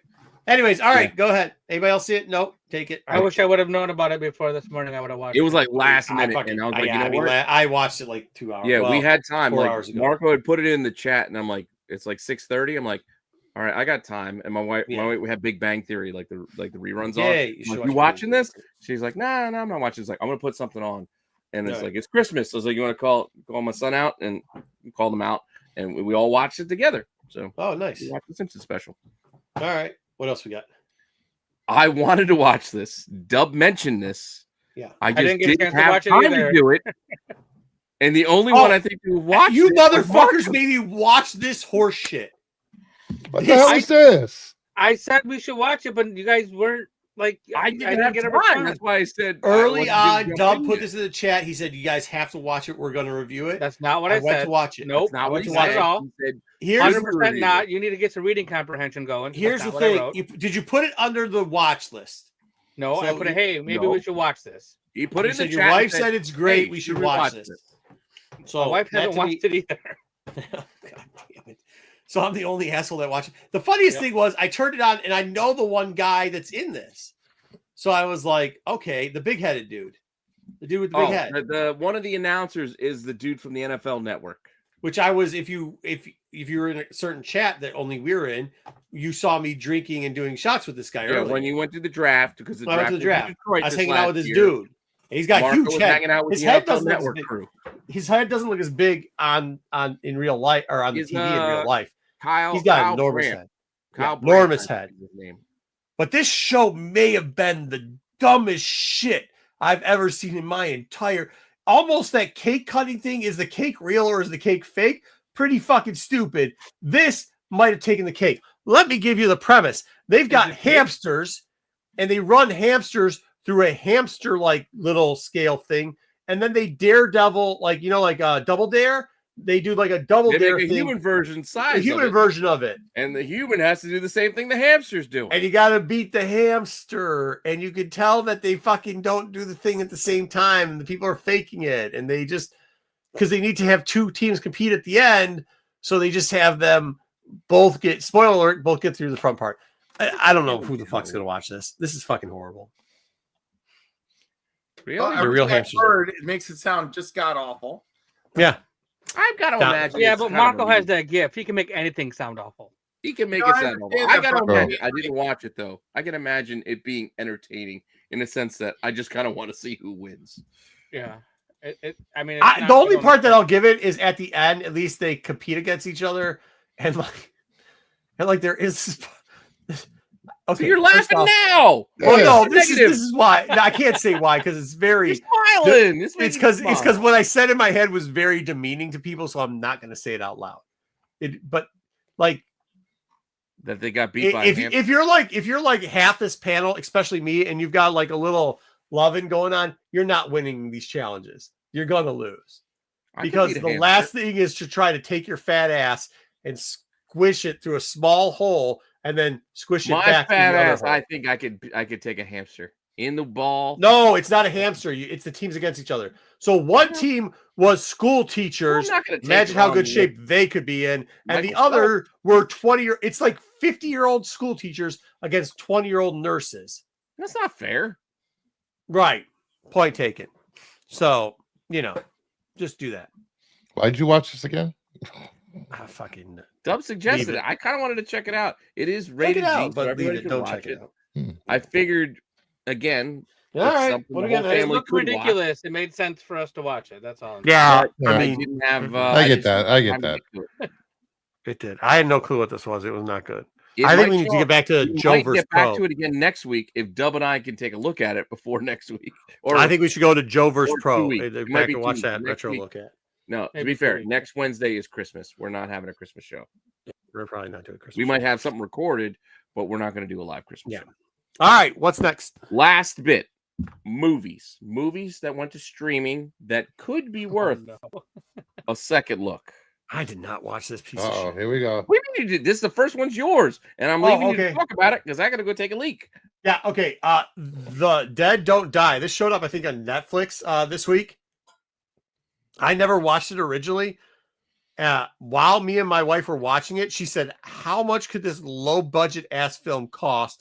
Because look at how many people are in it. I've been half-ass paying attention, and every time I look up, a brand new star shows up in it. Dude, Tilda Swinton. She's amazing. Like she's This was filmed in my area. Was it? Yeah. So it had Bill Murray, Tilda in it. It had Buscemi in it. It had Jones in it. It had Iggy Pop in it. The RZA showed up for a bit. RZA doing RZA ass things in it. It was somebody named Gomez was in it. Selena Gomez. The guy that played Kylo Ren was in it. Danny Glover. Oh, dude, Danny Glover. There's a bit with Danny Glover and Steve Buscemi, double cameo in it. Pretty fucking hilarious. Rosie, of course, I love her because for some reason it always flashes back to that scene, and you guys know what scene I'm talking about in White Man Can't Jump. You know what scene I'm talking about. You know what scene I'm talking about. Anyways, and then I don't know, it had a bunch of other motherfuckers in it, and people just kept showing up. What is Mount Suvius? I mean, it was. I mean, it also had very with a letter Q. It also had tones of like those like C-rate zombie like movies, like what's happening and going on and like whatever. Oh, also, by the way, for some reason, Tilda's a fucking spoiler alert because it's a fucking old movie from like 4 years ago. But she's the new not crematory person. What are they called? What's the person called? Mortician. She's a new mortician, and she goes and she says, "Hey, is that hot cop married?" And she's talking about Kylo Ren, and like that conversation with another female cop was fucking hilarious. There's just great like Bill Murray, Steve Buscemi, funny stuff in this show, and it was good. It was done really well. Plus, there's some creepy dude that like fucking believes in weird stuff. Are you thumbs up? Yeah, fucking enjoyed this. Thoroughly enjoyed. If you just enjoy seeing fucking cameos from fucking, and it's not even cameos, like they're in there forever. Like Bill Murray's like a main person in there. Tilda's a main person. What happened to Steve? I think. Well, I'm not gonna say what happened to him, but yeah, I mean, there's a lot of people that are in there for a long time. Anybody else watch this one? No, I have. And what'd you think of it, Cliff? What do you think, Cliff? No, thumbs down. Sorry you hate life, sir. I'm sorry you hate life. Well, you hate life too, so it's fine. Jim Jarmusch is an acquired taste. Yeah, it's too much of an acquired taste. I really, because it was hyped up because I know people who are in this movie because all the extras are locals, and like I was hyped to see it for that, and then it was just a big letdown because I was like, oh, this is that type of movie. You know? So you hate all your friends. I see it. I get it. Yeah, we got no tiebreaker. Whatever. It's just not. So this movie made $15.3 million at the box office. That sounds about right. That sounds about right. This released in hold theaters? on. This should have released in theaters. Hold on. This should not have released in theaters. Wow. But it did. Yeah, I mean, but this what I'm talking about. It came out this week on Netflix. Yeah, this week it came out on Netflix. Thumbs up. Remember, this is Johnny definitely Depp a movie, Netflix Dead show. Man. You always saw it at your Blockbuster. You're walking around. Why does he look like a weird ass like voodoo doctor? That's Jim Jarmusch. It's Dead Man. He kind of looks like Jim Way Franco. of the Warrior. Yeah, with not as good hair. Sorry to all Cliff's friends that he hates, but I suggest you watch them in this movie because it was brilliant. Well, Absolutely we're gonna brilliant. leave it as unadult, like no recommendation because it's even. If Joe With likes that it, that said, says a lot. no one It's not for everyone. If you want a movie that just wants to be really fun with you about what a movie is, the chat wants it as a take it. He's just simping for Selena Gomez. Stop. He doesn't care about. Go ahead, Cliff. Go ahead, Cliff. What are you saying? no, like it's just like this is like not my type of film, you know. And obviously, I believe that film can be whatever you want it to be, but like this is not for me. This is. But you not, also like, pay $10 to see this. I'd ask for my pay money back. shit to see this movie. So like, this has been out a while. No, I went with the yeah, this movie's been out a while. Like, don't worry about it. So like, no. So like, you know, and like, and freaking even his chat saying take it. I don't know what to tell you, dude. It seems like Cliff's on a cliff right now by himself. I don't know about that. Adam Driver for the whole movie is like, this isn't going to end well, and then it's like, and I know, and then that's it. I don't want to give spoilers, but like, it's not my type of film. This is the kind of film that like that pokes fun of itself, breaks all the fourth walls, does really weird nonsense shit just because it can. And like, I guess, like, I don't know, like, if I had known that that's the kind of director I was in for, I probably would have avoided Shaun it. of the Dead. Hold on. Which one's better? This or Dawn of the Dead? Shaun of the Dead. Oh, Shaun of the Dead. Shaun of the Dead. Shaun is way better than this. Wait, but I mean, this is you got Bill. I think you got to compare this. No, what's the one with the kid? What's the one with the kid? That's not your middle name, but what's the one with the kid and the kid Zombieland? Yeah, I take Zombieland over this all day. Right. I mean, both are good. It's after midnight, guys. After midnight. Just saying. Yeah, I mean, I think it was midnight. And you know what we got to talk about after midnight? What is came to HBO Max? Dude, your chat is your chat too is telling you you're wrong, but I mean, I don't know. Okay, who's wrong? That's what they're saying. That's what they're saying. Like, I don't know. I'm biased. I'm walking away. Like, listen, I get it. It's like that's someone else's type of humor. You know, why is this even here? Trash. Move this on. This is here because it came to streaming. I had no interest in seeing it. I put it on yesterday while I was working from home, and my wife came home. She's like, "What are you watching? Joker 2? Why?" I was like, "Well, I gotta finish it now because you hate yourself." There's an hour left. There's an hour left, but I'm finishing this shit. Yeah, I still don't think I'll watch this ever. You don't need to. Thank you. Oh my God! Like, I don't know how any of you who did go to the theater and paid for this can actually sit here and justify to me to say that this Joker 2 is an actually good movie. You don't know what you're talking about. This is complete garbage. I have yet to meet a person who told me this is a good movie. Like, you know? I didn't like. Here's the thing, but Cliff, I don't know if you know this. I didn't like the first Joker movie. I didn't think it was awful. Right. I thought it could have been so much better had they left it open to my interpretation, whether the story he had told to the doctor at the end was true or not, would have completely changed it for me. But they didn't. And then when they lead in with this movie, and you go with all the dumb shit they put in there, they put musical numbers in here, not because he says dumb shit.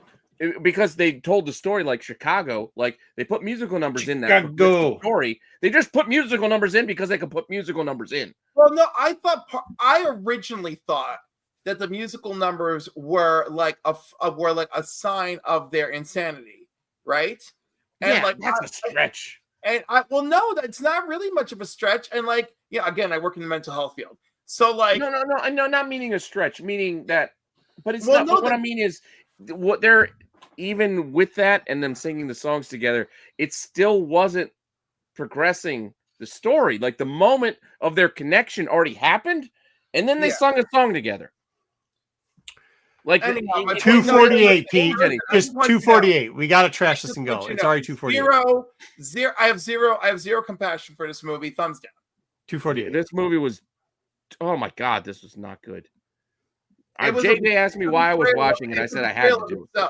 And it's a betrayal of the first film as well. So I don't know what this is.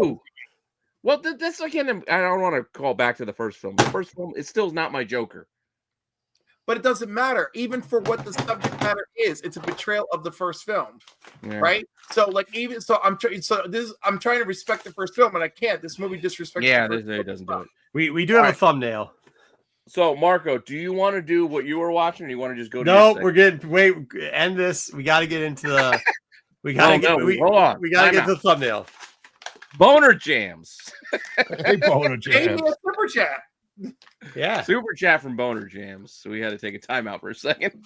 $4.99. Cliff, if you thought your life is rough, Stevie Wonder pays $25K per month for kids he's never seen. Congratulations on the super chat, dude. Smooches. Good job. There you go. Congratulations, kid. Well, it's $5. Cliff says thank you very much. He appreciates it. There you go, dude. Good stuff. All right. Let's get into comics because fucking Pete just went on a tangent about fucking Joker. Nobody gives a shit. Not tangent. It was part of the goddamn segment. Yeah, should have been. There was like 50 minutes of you and Cliff going back and forth. Get out of here with that. Three hours. It was All right. minutes. It was 3 minutes. Yeah, let's go. Last segment. Last segment of the night. Pete, stop.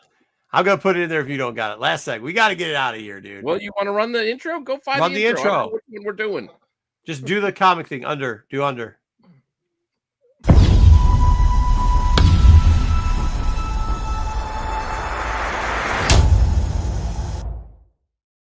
Oh, for fuck's sake. Ooh. Was that the right intro? No, it is. I don't know because I don't know what segment he's doing. Yeah. There we go. All right. Under the radar first appearances. We didn't do the top 10 this week because look, it's already 3 hours. Pete, thanks a lot for whatever other bullshit you put this show. 2 hours and 51 minutes. So I was going to do first appearances on the new stuff that we had. We're going to go through that. Under the radar first appearances. First off, I know, look, I get it. Fantastic Four annual number 6. Not a book that everybody forgets, but do know with the rumors with Nova, the big thing is Annihilation. As our friend Cliff has already mentioned, if we're not getting Annihilation Wave, if we're not getting some form of that going on, what are we doing with our lives? We're going to I mean, it really should be. You get Annihilation in 2035. Right. But this book at one point was really spiking because they thought the minute that they said they're going to be in space, this was one of the books that went from just being super underrated to super overrated. It is now slowed back down. Is now the time to buy it. Let's look at it. Raws. Now, low-grade Raws are running for $20 to $40. This book has two bites of the apple also. Yeah, it does because it's also Franklin's first appearance. Franklin's, yeah. I'm saying the regular Fantastic Four family movie news also pushes. I didn't do that in this one, but I did later on. Thank you, Dom. So next up, mids. Later. That's what this fucking book is. 120s. Well, everybody gets it for Annihilation. 120s to 140s mids. No, and then the highs will go for 200. Not true. Nobody buys it for Annihilation. Of course they do. No, 85 Nihilist. First of all, what I say, it doesn't matter. I'm trying to rush through it because we're 3 hours into a 3-hour show. 8.45. So to compare, those Raws were going for 20 to 4s. Their graded version in CGC, 3.5s were going to $70 to $100. While mid-grade, probably not the best version here. 6.5s going for $250. Well, mid-grade Raws are selling for $120 to $140, which is rare because usually you see a good uptick between the two of those. Highs, however, 8.5 for 600s, when they're selling for about $200 in the Raw. Probably a good bet if you want to put out 200. I would rather do it in highs or go really low to force. Still, this book, it has dropped off a lot since any rumors of anything going on in the universe of Space or Fantastic Fours. You make your money with the lows or the high. There you go. Next up, speaking of it, this is why I kept saying Annihilation Wave, because then we had to enter in Annihilation Wave, because then we could talk about Annihilations. Now, this is the prologue, but Annihilation as a whole, that storyline, I think even Cliff will agree, was brilliant. We talked about it. Fabulous. One of my top favorites. Black Ball, somebody in the chat mentioned it. Really good. Get into those Realm of Kings, War of Kings, Annihilation thing. Buy and trade paperback. Buy it any way you can get it. Get the prologue here. Now, a couple things with the prologue. So Annihilation Wave is very important because with Annihilist, you get it all in there. That's kind of how we're going to have the whole interaction going in. You get a couple first appearances in here. First, you get Eradicate, who's the leader of the Annihilation Wave. Then you get Pio, who is like just this Nova person in there with an enormously large head. And then you get Sama, who is telling Dick Ryder that she's coming. They kind of have a little flirtatious like back and forth. By the way, I'm coming, Dick Ryder. Yeah. But by the way, both those, spoiler alert, both those characters die. So he doesn't get to bang with another Nova either way. This she does not. But she does not. Yeah, that's true. Yeah, she does not. Yeah. In the Ring? What? Samaya. Isn't that the name of the girl from the Ring? I know it's the girl that wants to tell. Well, you saw what she said.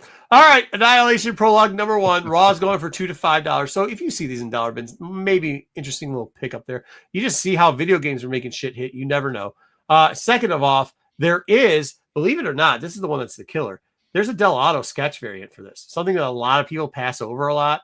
It's a 1 in 35. Yeah, that's a random number. What the fuck random number is that? Very random. Yeah, averaging about $10 to sell these if you buy them online, but you can find these in the same dollar bin box because a lot of people, when they see something like a prologue, they just don't give a shit. So look for these in there, grab them if you can. I think it's cool because you got to think it's a Del Auto sketch variant, which you know what that means, right? Yeah, we know what that means. All right, here we go. Also, a character they say might be showing up in this is Magus. For those people that don't know, he's the opposite of Warlock. He's the one with better hair, I guess you can say. No. Warlock's got the flowing blonde locks.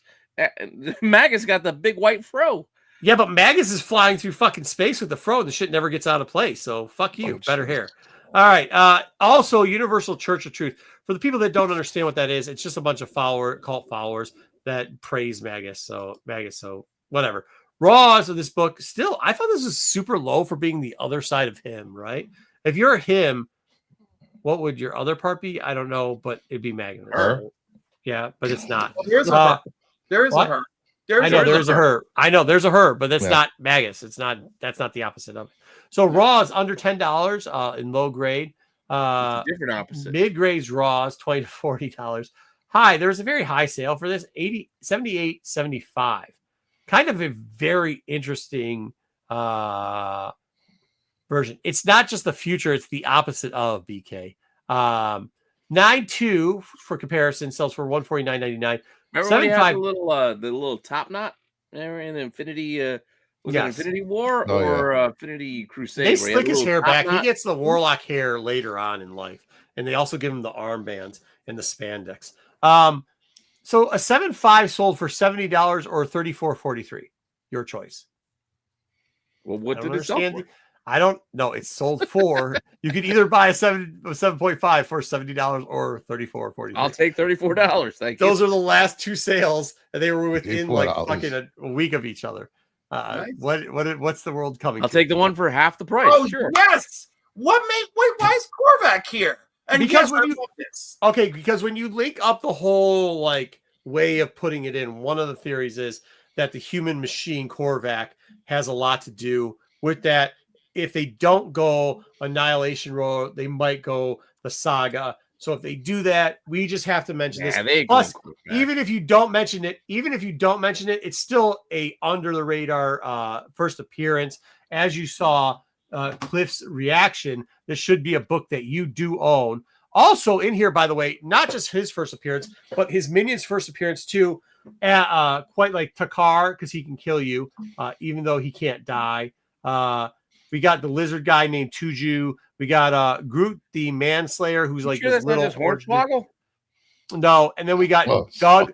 We got Doug Mug, which is if you like hentai, Doug Mug is your minion. Oh, jeez. Those are the minions of Korvac. So there you go. Those their first appearances too. It's more like Raws and mid Raws for this book, by the way, selling for $30 to $40, while low grades are selling for $10ish. Now it's hard to get in the higher grade. It just is flat out. However, if you can find a graded version, look, a graded 9.0 for $51, 9.2 for $76. 9.4, however, got a little bit pricey at $300. Ooh, yeah. I mean, high grade is better than no grade at this point in this book, but get it either way. Add it to your collection when you're digging through stuff and you just don't know. You just see a huge section of giant-sized defenders and you want a first appearance. Dig through it. I bet you everybody knows the Korvac saga. Not everyone, absolutely not. They don't all know it. They don't. Yeah, and this is nobody digs through giant-sized defenders for this book. How about that? They just don't. You all should know it. My first real like Guardians of the Galaxy story is the Korvac saga. You know? Oh, so Cliff, just to be sure, stuff. When we're showing the prices on the right side on these prices, these are the last sold listings within the quarter, like within the last month and a half, just so you know.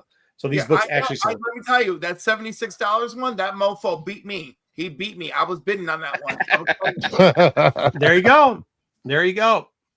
All right. I mean, on all the books, but there's all right. Damn. The rumor's always going to be the same. Old Sammy Boy Alexander. If you're seeing a Dick Sam? Rider, you're going to see Sam. 1 point for those people that don't know. It's not, even though some people still think Nova, new Nova Now, #1 is his first appearance. I don't know. Marvel point 1 is. There's actually 2 covers to this. There's the main cover and the B cover. Better, but was it 1 and 10 or B? I can't remember what it was. It's a B cover. It's not a B cover. Yeah. It's a B cover. The Bradshaw. A lot of shops don't order Bs like they do A's. Right. So Marvel point, actually back then they didn't. You're that's a good point. And they're not doing it again. Marvel point 1. Raw dogs are going for $12 on average, where 9.8s are $120 or $19. But mainly they're going for $120. Well, the last 6 sales, there was like 4 or 5 sales for $120, and then there was like a sale for $19 somehow. Well, you got to watch. Sometimes with the $19, that could have been no. I watched. I looked at it. Yeah, no. You did see the final sale price? Yeah, it was $19.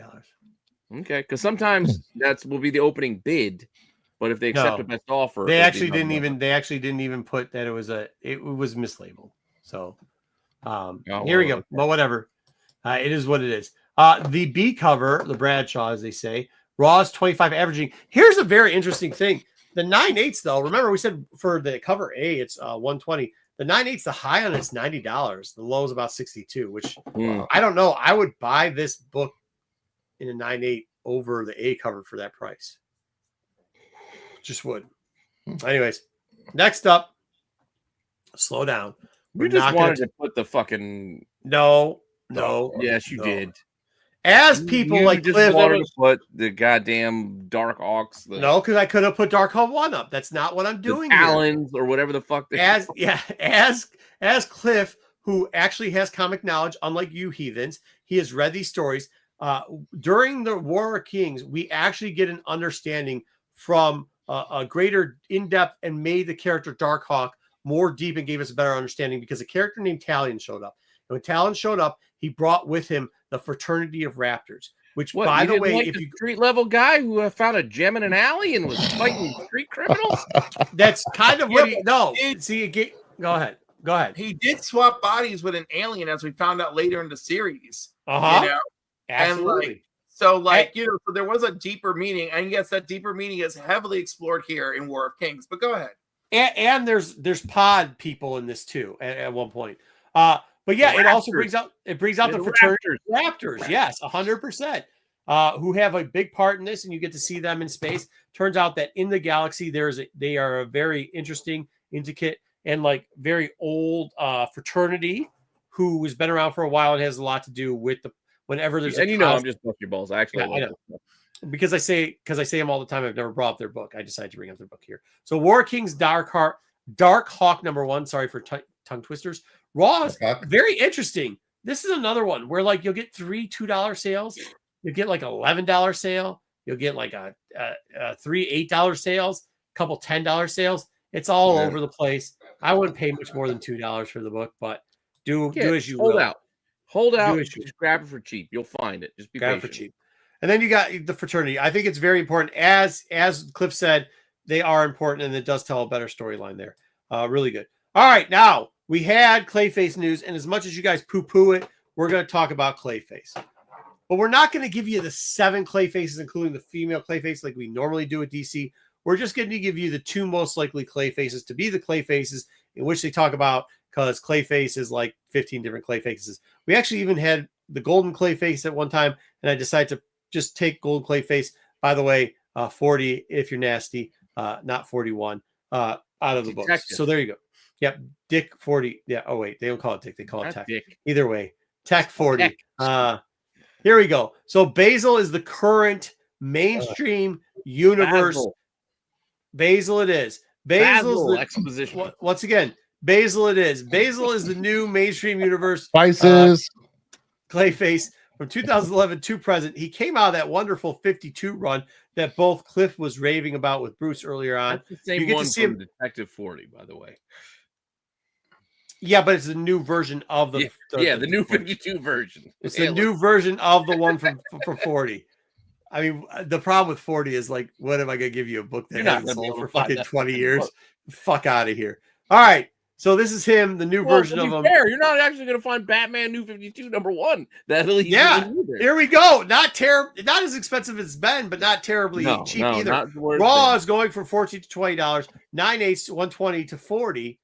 Yes, and there's 9,000 plus of them on the CE census. I got a few newsstands of this.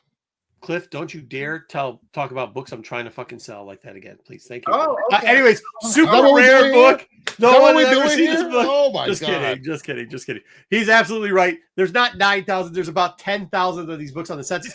But hey, look, Batman fans. 10,000. But Batman fans are fucking suckers. So make sure you're selling this to them for as much as you can squeeze out of them, or get them to put on high yielding interest credit cards. Thank you very much. All right. Next up, let's get to the one that I prefer a little bit better, Matthew Hagen.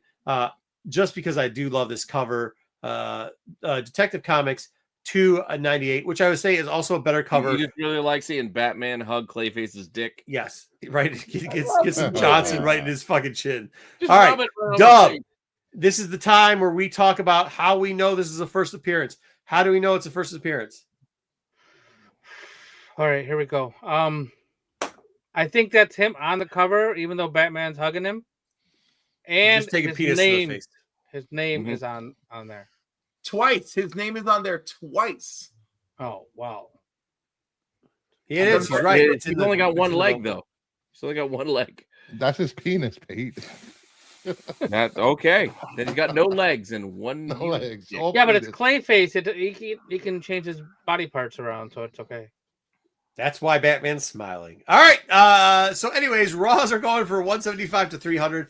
Of course, that's low grade. I mean, it's tough it's tough to find this in stuff outside of low grade that hasn't been slabbed already. But very interesting. Here we go. Now it sounds weird. 175 to 300 low grade, right? And you're like, oh crap, what can I get for that? But I compared those, as I normally do for y'all. You're welcome for all the research I do, to graded copies to see similar with what pictures I can make out from the raw copies to the graded copies. And 4 O's, which are kind of in those 300 ranges, are going for 6 to 650. Actually, there was one that I don't think was a 4.0 still sell for 300, but whatever. But most of the ones that were in the 2.0 to 3.0 range were going for 170 to probably around 235, 265. And 2.5s graded are selling anywhere from 325 to 400. So once again, I preach this all the time to you. Do what I do. Get low grade copies of Silver Age keys, slab them immediately, and then resell them to suckers regardless of how bad the art is. Yeah. I like this. I like this cover. I don't know why you're hating on this cover. Look at Batman. Yeah, I get it. He's taking a clay dick to the face. The proportions of his body are all over the place. Look at the size of his hands compared to his feet. Look at the two calves. I get it, but there's something about the coloring. There's something about the pencil work in this. I actually like, these are the covers I buy for cover buys. I do, Pete. I like the art. Look, man, I don't give a shit, man. You can, like, some people like Picasso, some people like Pointillism. Like, I don't give a shit. Like whatever you want. Like this, is Pete calling out body proportions? He likes udon of all people. You like udon covers with Not no all waist of them. and all. Come on. Oh yeah, udon, where the girl's No, ass is fucking. It looks like she got fucking I'm G just saying. titties put on her butt, and then her titties look like fucking kneecaps that are extended. Get the fuck out of here. Don't tell me get the fuck out. Look at Batman's. Look at his body. Like it's not good. I can call out art when I want to. I love Vulcan, by the way. Watch her out, dude. Yeah. All right. Not everybody does. I don't know. Hey, listen, for all the people that think I hate on DC all the time, I don't always hate on DC. This is the type that I like to. So there we go. Hey, I'm not here to pat anybody in the back. This ain't a goddamn free trophy for everybody. Oh, look. You don't do the work. You don't get the win. It's the black. What'd you say, Cliff? While he was over talking about nobody was listening to Pete. What'd you say, Cliff? I said, speaking of free trophies, look, it's New Teen Titans Volume 1, Number 2, with the introduction of Deathstroke the Terminator. Once again, it was in the comic book, so we decided to pull it out so we could give you the first appearance of Deathstroke the Terminator. I still feel that this book is completely undervalued. Here we go. Raw's going for 60 to 120. By the way, I love some of this book. High grade going for 225. 9.2s, however, 225. That's because a lot of people have been grading this book. And 8.0s going for 80 to 120. I'm not saying to crack books, but you know what I'm saying? You can't read it if it's in a tomb. There you go. Look how awkward Deathstroke's sword is. Which one? The actual Deathstroke. He's in the background? Why does it look weird? weird? The one in the background. Look at the sword. It's like, you know you're wrong when Joe is coming to defend you. He's defending Ickpot. I didn't bring up the goddamn udon. You guys brought up udon. Okay, and one other character out of today's. We were looking at classic Silver Age DC. One more character that came out of today's comics. Here we go. We get blonde hair, even though it's red in this fucking picture. Thor or Thor Kid or whatever the fuck this stupid character is. But Coach Bagney here, chilling like a villain. Horrible fucking character. But we'll give you the first appearance of it. Anyways, Thor Volume 2, that's the Mighty Thor, Lord of Earth, and then he becomes Lord of Everything, or he becomes All Father of all time, or whatever the fuck he is now. Number 68. There's a bunch of other first appearances in here too. Ones that I don't think anybody gives a shit about. Raw's, by the way, it's not actually first appearances. They pulled a DC. It's technically people with different names, so they call it a first appearance, but it's really just all the people that you fucking know already. Raws are $1 to $3. Yeah, I know George and Washington. That is the end of that for the day. I got through it all without being interrupted too much. Very good, and got it done in under 30 minutes. Cheers to me. That's all we got. That is it. Thank you. We tried not to go over 3 hours. We're going to make our shows shorter. We're never going over 3 hours again. 3 hours and 11 minutes, bro. Fuck us. Every week. Cliff. In the book this week, he was brown haired. The one, BK, if you read the book, you told me he had brown hair, not redhead. Cliff, what do you think? Good show, bad show, otherwise? Lovely show. Thank you for having me. It was a pleasure. Thank you for having me. You were actually really good, Cliff. And toughing it out for 3 hours and 11 minutes. I hate to compliment BK. Fucking guy needs to move out of his mom's fucking closet. But he was right about two things. The Legion book that he put up, and you should get Cliff on the show. Those were the two things he was very right about. So shout out to him for those two things. And the next time I am summoned, I am going to bring a hot ass fucking book. You better believe it. We will hold you to that. I still feel strongly about my Wonder Woman because like I love it and I feel like it says a lot and it's unique, but it's also it was a good book. I'm with you. It was a good book. Thank you, sir. Thank you. It was a book. I'll agree. It was a book. No, it was a good book. I will read it tonight. But for the rest you of are the biggest betrayer of all in this because you're the person I sent the book to. I was like, this book, here's a picture of it. Directly. Cliff, by the way, the message she sent. I relayed the message to them. Yeah, he did. And you know what my message back was? Are you sure he wants to go with this book? And the answer was, yep. Yeah, and again, I did not questioning. This is the exact line. Look at me. I don't speak Marco during the day. Yeah, this is exactly what you said. He said, choose a favorite comic of yours from any time that you would like us to read and review on the show. That's exactly the line. Well, I did say it was Thank retro. you very much. I said it was retro look back. So like I said, hey, we need a You book did for a the Mr. retro. Miyagi I didn't on you. know there was a BK challenge involved. Like There was no BK challenge that I was aware why were you of. going on about it? Bruce, you were watching the show in the chat telling Bruce when I go, hey, we got to get somebody on next week to challenge BK to this book. And BK said, all challengers welcome. And you even You said sure I was in the chat? yes, go look at the chat from last week. You said, hey, yeah, Bruce. Bruce says, hey, yeah, BK, that was a good book. So you were there. You're there. You're communicating with everybody. And then you get your boy here, Cliff, and you just go, hey, man, let me set you up real quickly. Let me not give you the whole ins and outs of it. It's not my fault. You can't appreciate a good story. Thank you, Cliff, for bringing a good story to Marco's eyes. Because Marco and for all of you out there who are not sub to Cliff, look in the description below. Oh, right here? The link is down below. Make sure you sub up. Make sure you sub up. Make sure you give Cliff a sub too. Very entertaining. He knows a lot about comics. Make sure you guys are going out there watching. Make sure you're subbing them up. Good stuff, Cliff. We'll have you back whenever, man. And my guest this Saturday morning is this man over here. Oh, there you go.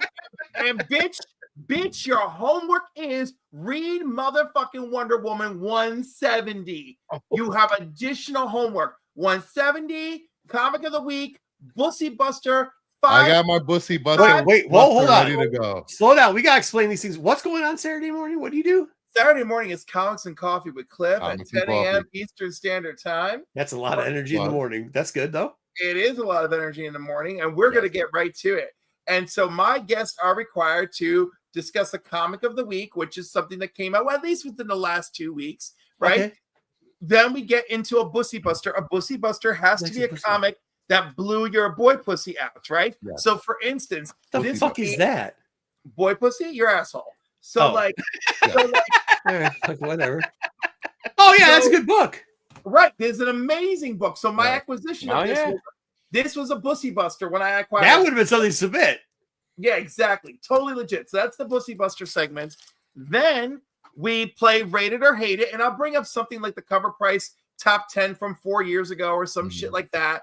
And then we go through the 10 and we decide if we, my guest decides if we rate it or hate it. And if you rate it on a scale of 1 to 5. If you say hate it, I quickly give what I would have thought or agree to hate it and move on.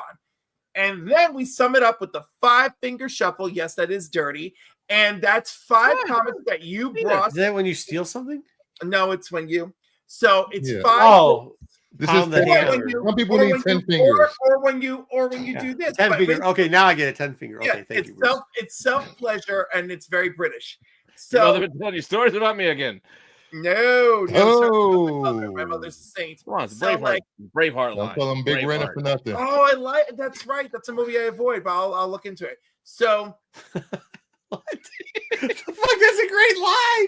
Oh man. I know, but because my straight friends love it. It's ruined for me. Kind of like I'm sure I'm ruining Wicked for them by never shutting up about it. So it's all right, just to turn you out. That's the so what straight guys. Hey, so straight guys, especially married guys, got the 5, and then the 5-finger shuffle is you choose the theme, but you've got to bring 5 books. It could be 5. It could be 5. Nothing to be Fallington. Right, but you're bringing 5 comics or omnibuses or trades or whatever to be like 5, and then you choose the theme, right? So one dude recently his theme was just they were all acts of kindness, right? So he's like, this book was sent to me by so and so in Florida. This dude drove to Canada to bring me this book, So that was really sweet, Okay. And some people twice I had somebody on who was absolutely obsessed with Ben Reilly, and their 5 books were all related to Ben Reilly. Ben Reilly? Ben Reilly. But you have to understand, there are people of a certain age where Ben Reilly is truly their Spider-Man. Yeah, dude, you guys always hate on me for that. I actually like that Spider-Man. Goldberg is the world's greatest wrestler. Okay. So you are. I actually was saying that I actually liked it, not like a clip cut where you had to cut shit out. So go ahead. Sorry, Cliff. Go ahead. All right, Ben Reilly. Very rude of them. Go ahead, Cliff. Continue.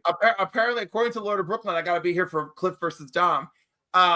So yeah, we finished it with the 5-finger shuffle, and and of course I've been trying to get more into when I do comics and coffee in the morning. I try to make a coffee drink based around the guest. So when I had Power of X-Men on, I made a Storm Cloud for Storm from the X-Men beverage, and I topped it off with whipped cream and sugar and that's a lot of extra, bro. You're all in on this, huh? Oh yeah, I try to be. You know, I try to make it That's fun. nice. That's fun, dude. And then when I do, and so my parallel is when I do an evening show for people who can't do the morning, I do comics and cocktails, and I try to make a bigger. Now you're speaking my language. Yeah. So if anyone would like to join me on Comics and Coffee or Comics and Cocktails, you just let me know. We'll make it happen. Let me know. Yeah, cool. Oh, man, That sounds fun. That's usually Saturdays, correct? Comics and Coffee is Saturdays, and then Comics and Cocktails, we just try to make it fit wherever we can. Okay. I've heard that before. I'm sure you have, Bruce. I'm sure you have. That's what she said. All right. Well, shout out once again. Make sure you guys are subbing up to him. Thank you for coming out here, Cliff. You're welcome back anytime.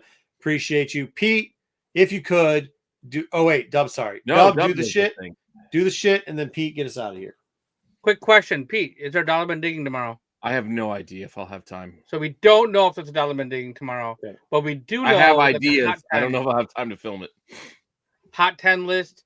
Friday night, 9 o'clock. it. That will be here. Immediately following will be the qualified, and they are doing. Is it covers? Mark Spears? Mark Spears. Make sure you're tuning in for Mark that. Spears returns. I think he's dropping a new Kickstarter or something like that. No, his Kickstarter's wrapping up, but I think he has something. He has something coming up. Make sure you do it. He has He's Mark Spears Friday. 7 new books. What you got, Bruce? He got the last 7 days of the last few Kickstarter. He's adding new covers as appreciation for everyone. And I think he's gonna tell you because we've been talking to him a lot. He's got a lot of ovens in the fire, as they say. Yes. So he'll probably reveal a couple more things for you guys there too. So a lot of steaks. Ovens in the fire. Okay. Irons on the fire. Iron steaks. That makes much more sense. Iron Saturday. What? Saturday morning. Catch Cliff and Brucifer on Coffee and Comics. Saturday evening, catch the boys on SNS. No SNS this week. Oh, the boys need a break. Taking a week off. It's holiday weekend. Yeah, right on. Holiday weekend. So no. I think we're doing Dark Side because the boys. So we're pretty sure there'll be a Star Wars show on Sunday. Dark Side on Sunday. And then Pete will definitely have a watch list on Monday. Well, probably have a watch list on Monday.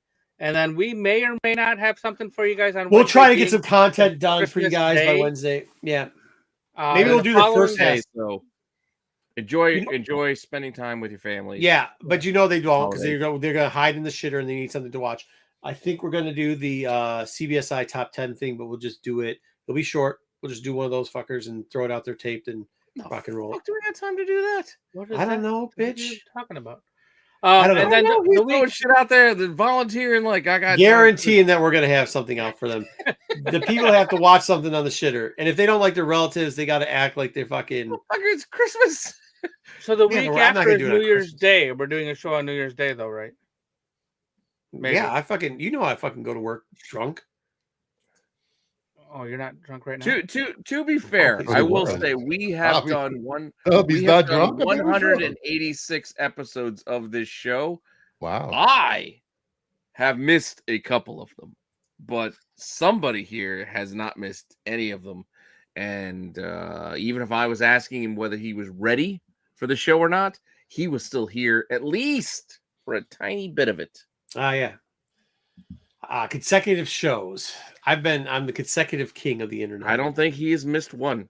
Well, when you don't watch the internet all the time, you can be on the internet all the time. Well, I do go away sometimes, and sometimes where I go, I don't have internet. Well, the wife says, "Oh, hold on now. I was on the top of a ski hill, I think, at one point and checked it. So that's true. Yeah, that's true. Yeah. All right.